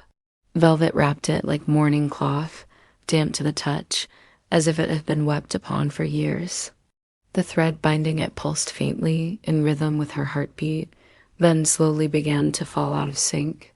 With every second she held it, something in her began to unravel. Memories, once solid, now flickered. The warmth of a mother's lullaby, the shape of a friend's laugh, the weight of a name once whispered before sleep, all began to feel loose, like fabric fraying at the edges. Etched around the base of the jar were the words, "To open is to forget. To release is to remember differently." She sat before it, hands trembling. Around her, the world dimmed not into darkness, but into softness. The sharpness of trees, of roots, of light, all dulled into something vague, like a dream fading just after waking. The jar pulsed once, and she heard a voice, not loud, not cruel, just inevitable. You can't carry it all forever. The clearing shifted. Now she stood in a room she hadn't seen in years. The scent of old paper, a shelf of half-read books, a sweater draped over a chair. And on the bed, her aunt, eyes closed, hand outstretched, as she had looked in her final hours. Alara stepped closer. "I wasn't ready," she whispered. Her aunt opened her eyes. "No one ever is." "But I didn't say goodbye." Her aunt smiled gently. "You did. You just don't remember because you haven't let go." The image faded. The jar warmed. Alara cried not out of grief, but out of recognition. This jar didn't hold tragedy. It held the final moment before acceptance. It was the last breath of clinging, the last heartbeat of refusal. It was love's quiet surrender. She pressed her lips to the jar and whispered, "I'll always love you. But I don't need to carry the pain to prove it." The thread uncoiled. The velvet fell away, and the jar simply dissolved. No spectacle, no sound, just gone. Like fog and morning light. A breeze passed through the clearing, and for the first time in what felt like centuries, Alara could breathe deeply. In the space where the jar had vanished, a single feather floated down. She caught it. It turned to ash. And in the grass, where her tears had fallen, bloomed a field of tiny white flowers that whispered one word with every breeze, "Goodbye," but not sorrowfully. Gratefully, from beneath the flowers, the 12th jar rose. It was tall, rested, humming with vibration, etched in chaotic spirals that looped endlessly without pattern. Its surface crackled with static, and from within came the first sound Alara could not identify. It wasn't a voice. It wasn't an emotion. It was a scream distorted through time. The label read, "The jar of what cannot be explained." The 12th jar hissed even before Alara touched it. It gave off a low-frequency hum that made her teeth ache and her balance falter. A jar made not from glass or bone, but corrosion, a thing rusted by thought itself. Its spirals carved in tangled loops meant to mislead, like a maze with no center. There was no lock, No lid, only a thin membrane stretched across the top, flickering with static, and from within came a scream. Not loud, not human.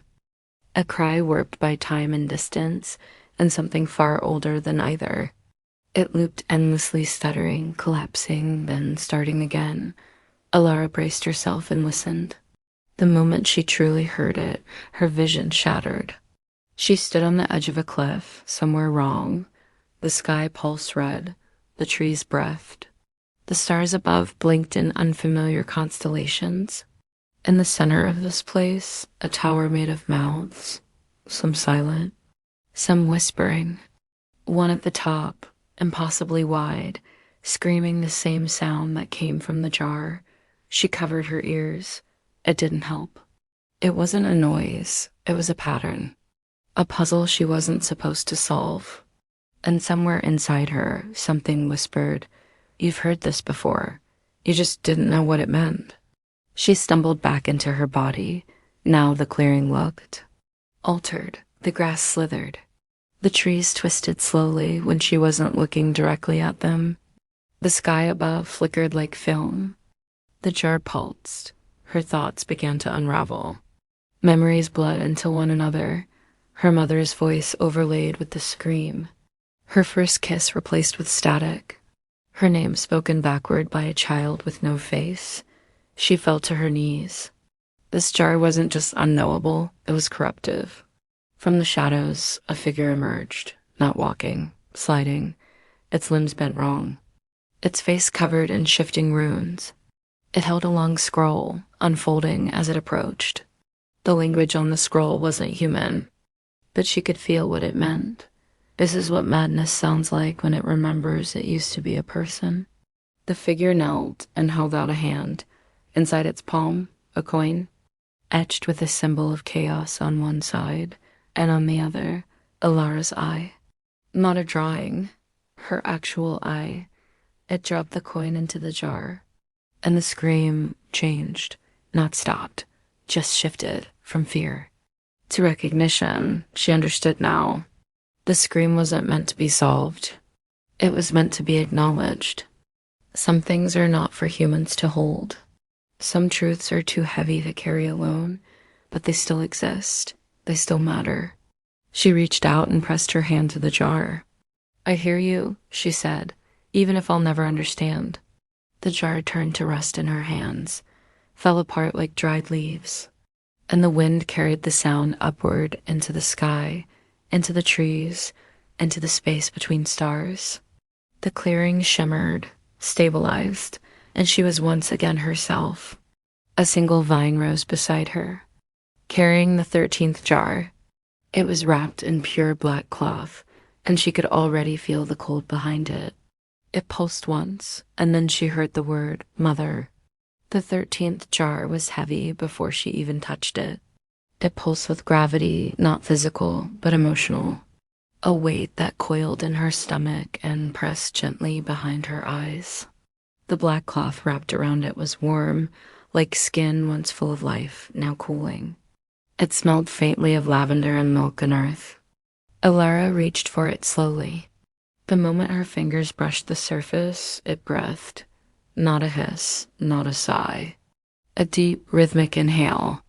A breath she remembered before she was old enough to understand remembering. The cloth slid away on its own.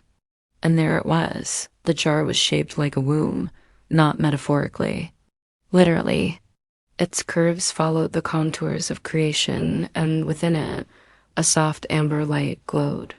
Floating inside, a single black thread curled around something small. A crib, a shoe, a tooth. She couldn't tell. It changed every time she blinked. Etched across the surface in looping calligraphy were the words. She gave and gave until all that remained was the silence that followed.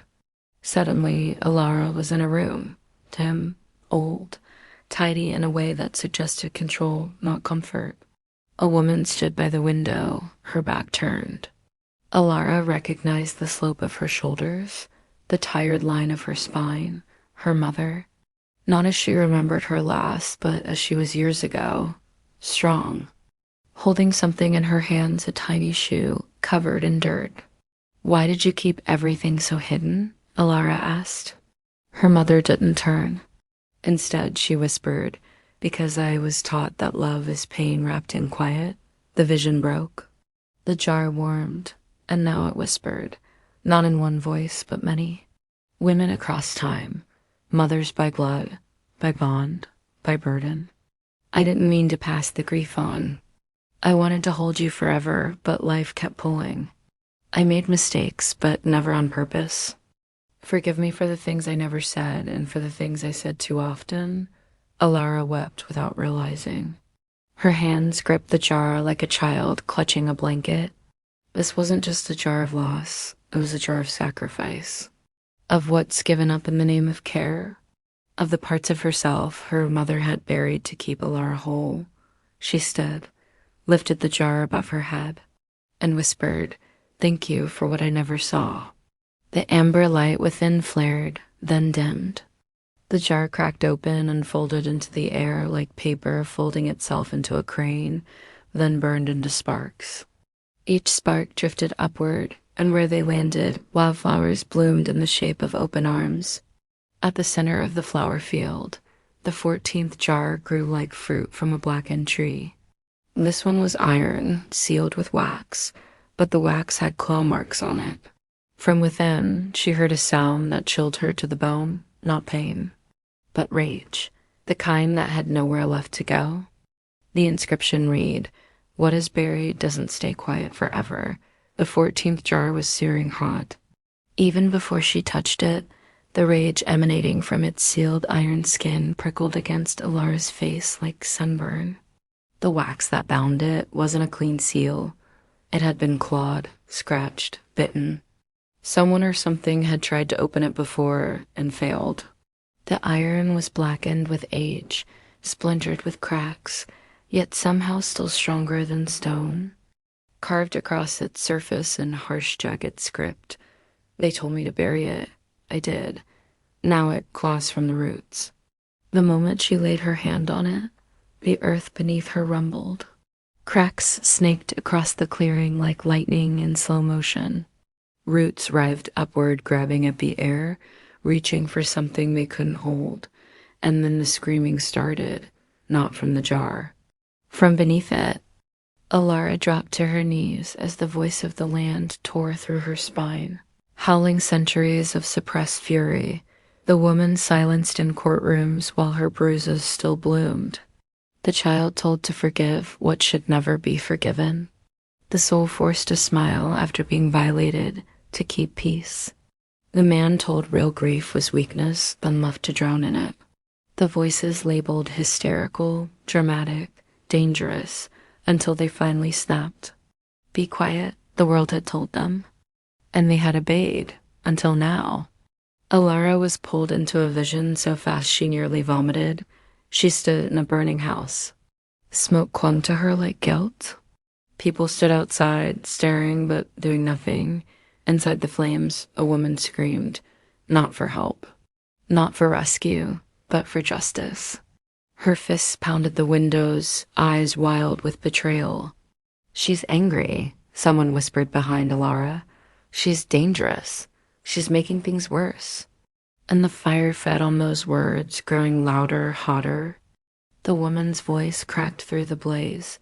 "I am not your villain just because you can't bear to see your sins." Alara tore herself from the vision. She stood, shaking, before the jar. This one would not open to a whisper. It did not want comfort. It did not want forgiveness. It wanted to be heard.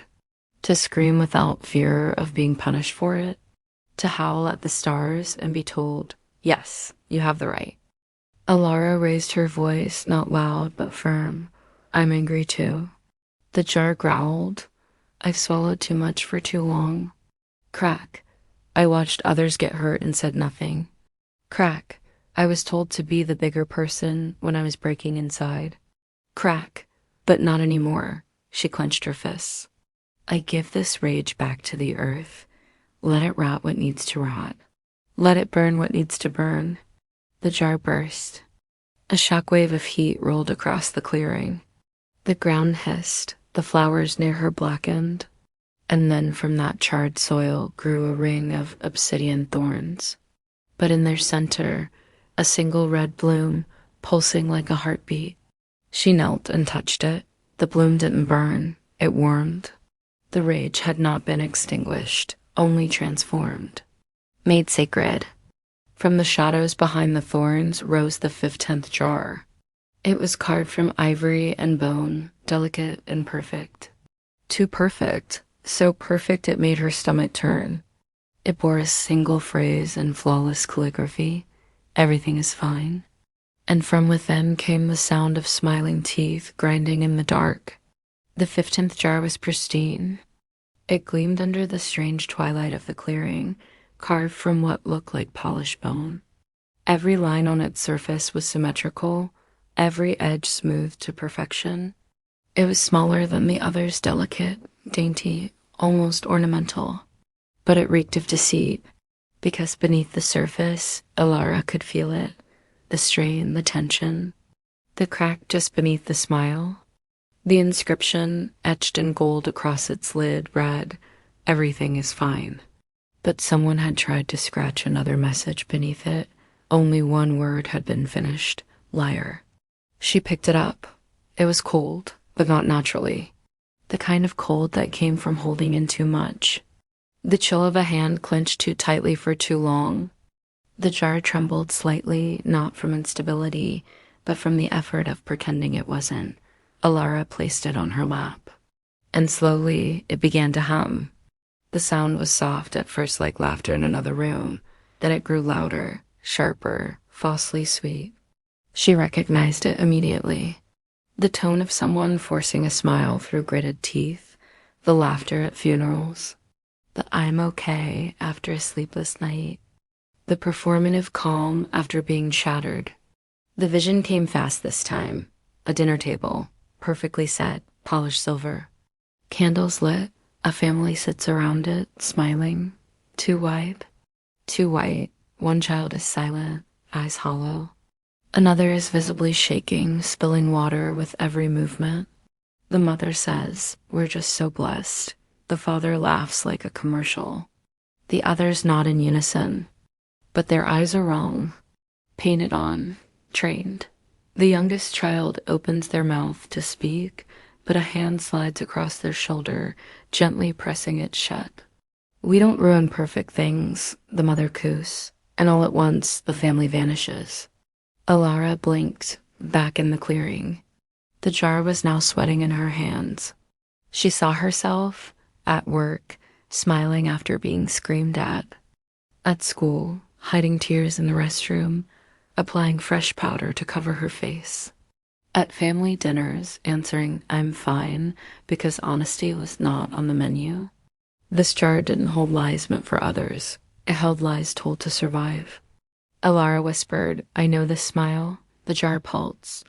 "I know the price of pretending." A crack formed down its side. "I know what it costs to make others comfortable with your pain." Crack. And I forgive myself for needing that smile to survive. The jar whimpered, then shattered softly. No scream, no blast, just a gentle collapse, like a sigh released after years of silence. Where it broke, a mirror bloomed, simple, circular. In its reflection, Liora saw herself tired, yes, wounded, yes, but real. Her smile was smaller now, but honest. From beneath the mirror, nestled like a pearl inside a wound, emerged the 16th jar. It was wrapped in chains made of old diaries. It smelled like dust and longing, and it made no sound at all. The inscription had been crossed out, but beneath the scribbles, she could still make out one word: regret. The 16th jar was quiet in the way that demanded attention, not peaceful, but reverent. Like a grave no one visited anymore, yet somehow always remained tended. It was bound in chains links made from torn diary pages, each one smudged with ink, tears, and the frantic scratches of words that couldn't be unsaid fast enough. The jar itself was dull, the color of old bruises. Dust clung to it, and when Liora touched it, the dust turned to ash.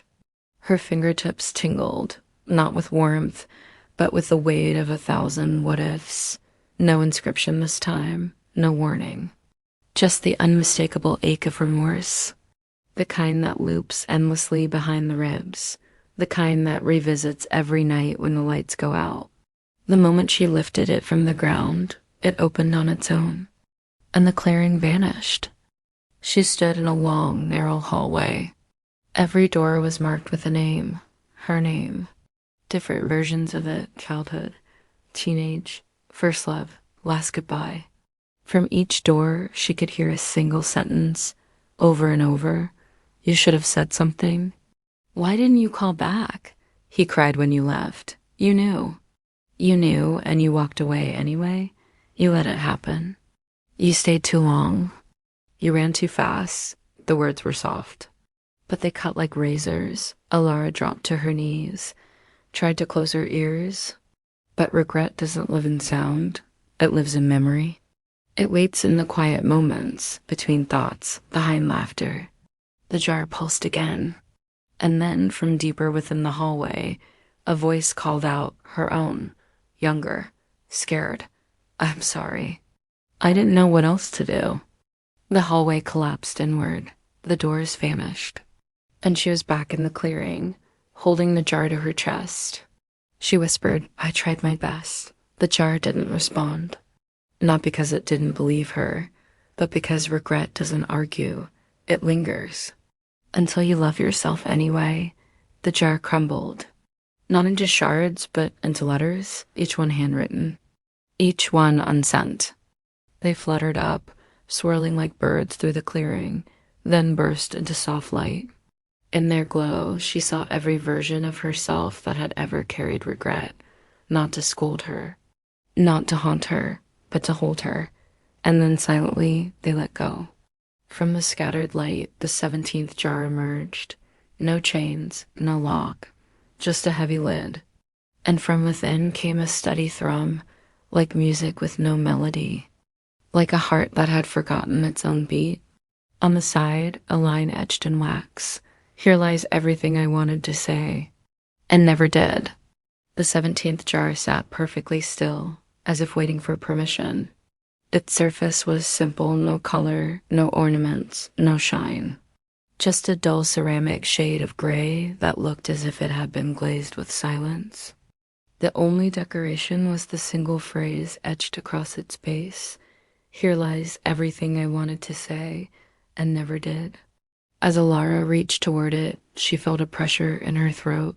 A tightening, not fear, not sorrow, but that old, familiar feeling, the one that comes just before you finally say it. Her fingers brushed the lid. The moment she touched it, the jar began to vibrate.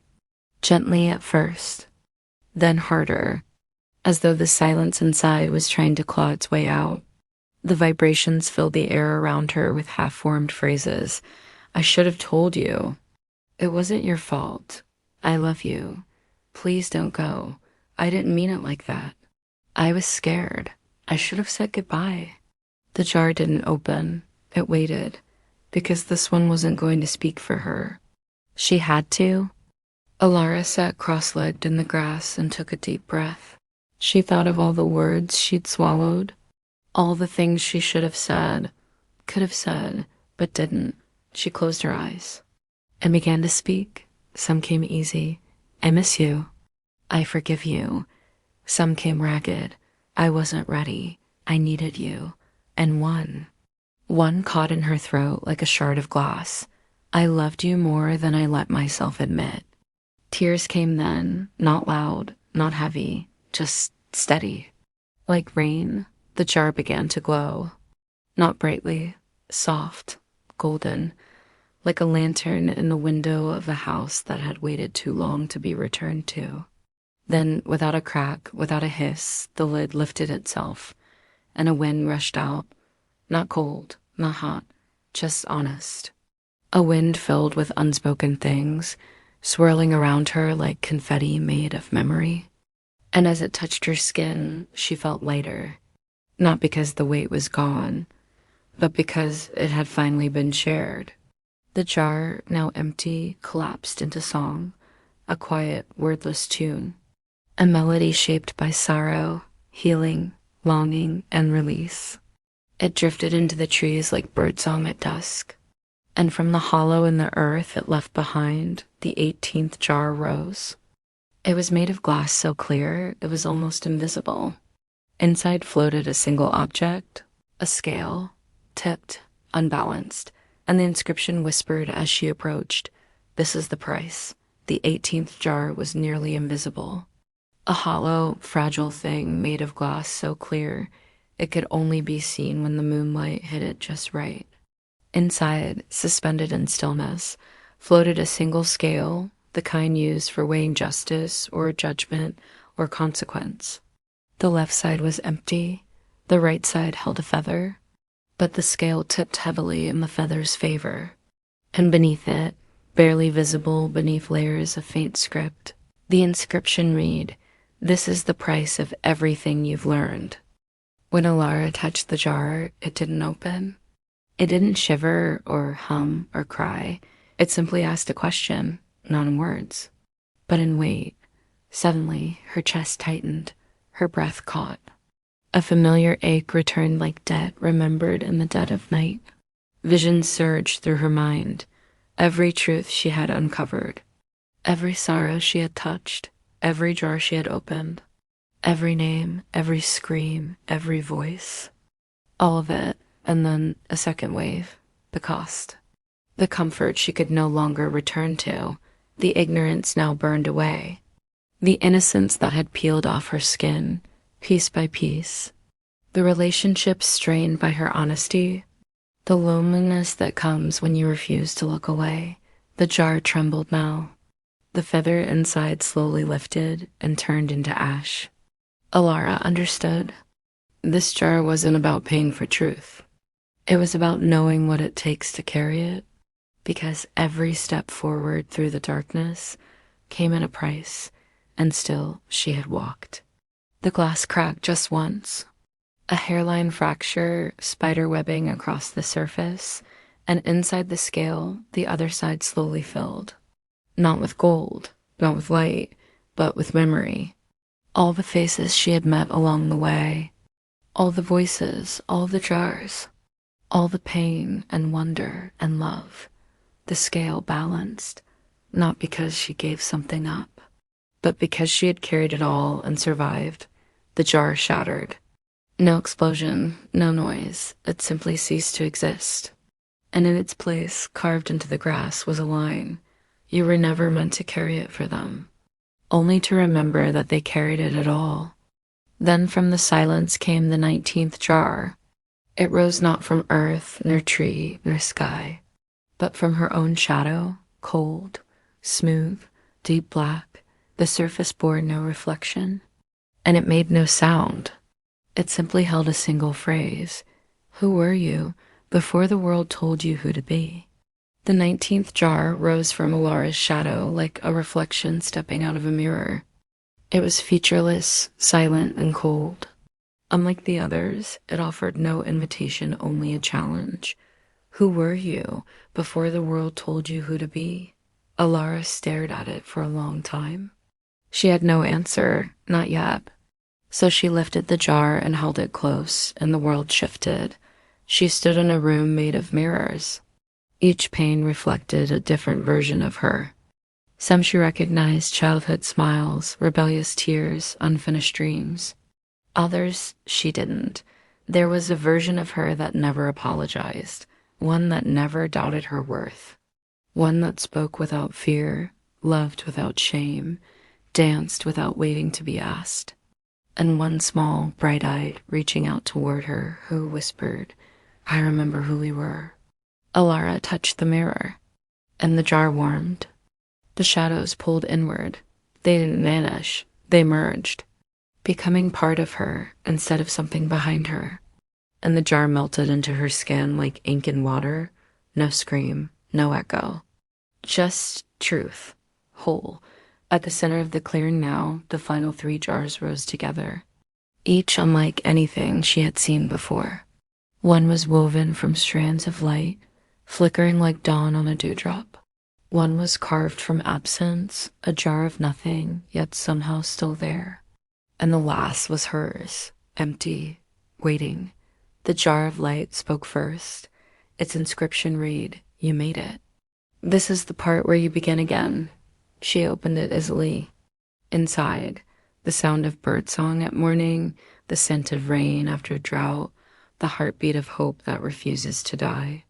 It filled her chest and left behind a single word, Lev. The jar of absence whispered next. There was no writing, only silence. A silence that asked nothing, promised nothing, but felt clean. She touched it and remembered, not every answer has to be found. Not every pain must be explained. Some things are meant to end quietly. The jar crumbled like soft snow, and the wind did not carry it away. It simply faded. The final jar sat before her, simple, empty, no inscription. Because it did not need one, it was not a burden. It was a choice. Alara looked up. The moon, soft, violet, vast, hung low in the sky. She was no longer afraid of it. She had walked through every wound, listened to every scream, held grief, anger, silence, regret, and still she remained, whole, scarred, but beautiful. She took the final jar in her hands and exhaled, then filled it with a laugh, a story, a kiss, a dream, a name, a wish. She didn't seal it. She didn't hide it. She placed it at the foot of the old tree in the clearing and walked away. Behind her, the jars hummed, not in pain, not in sorrow, but in remembrance. They did not need to be opened again, because now someone had witnessed them. Now someone had survived. And beneath the violet moon, the forest sighed, the jars slept, and Alara finally went home.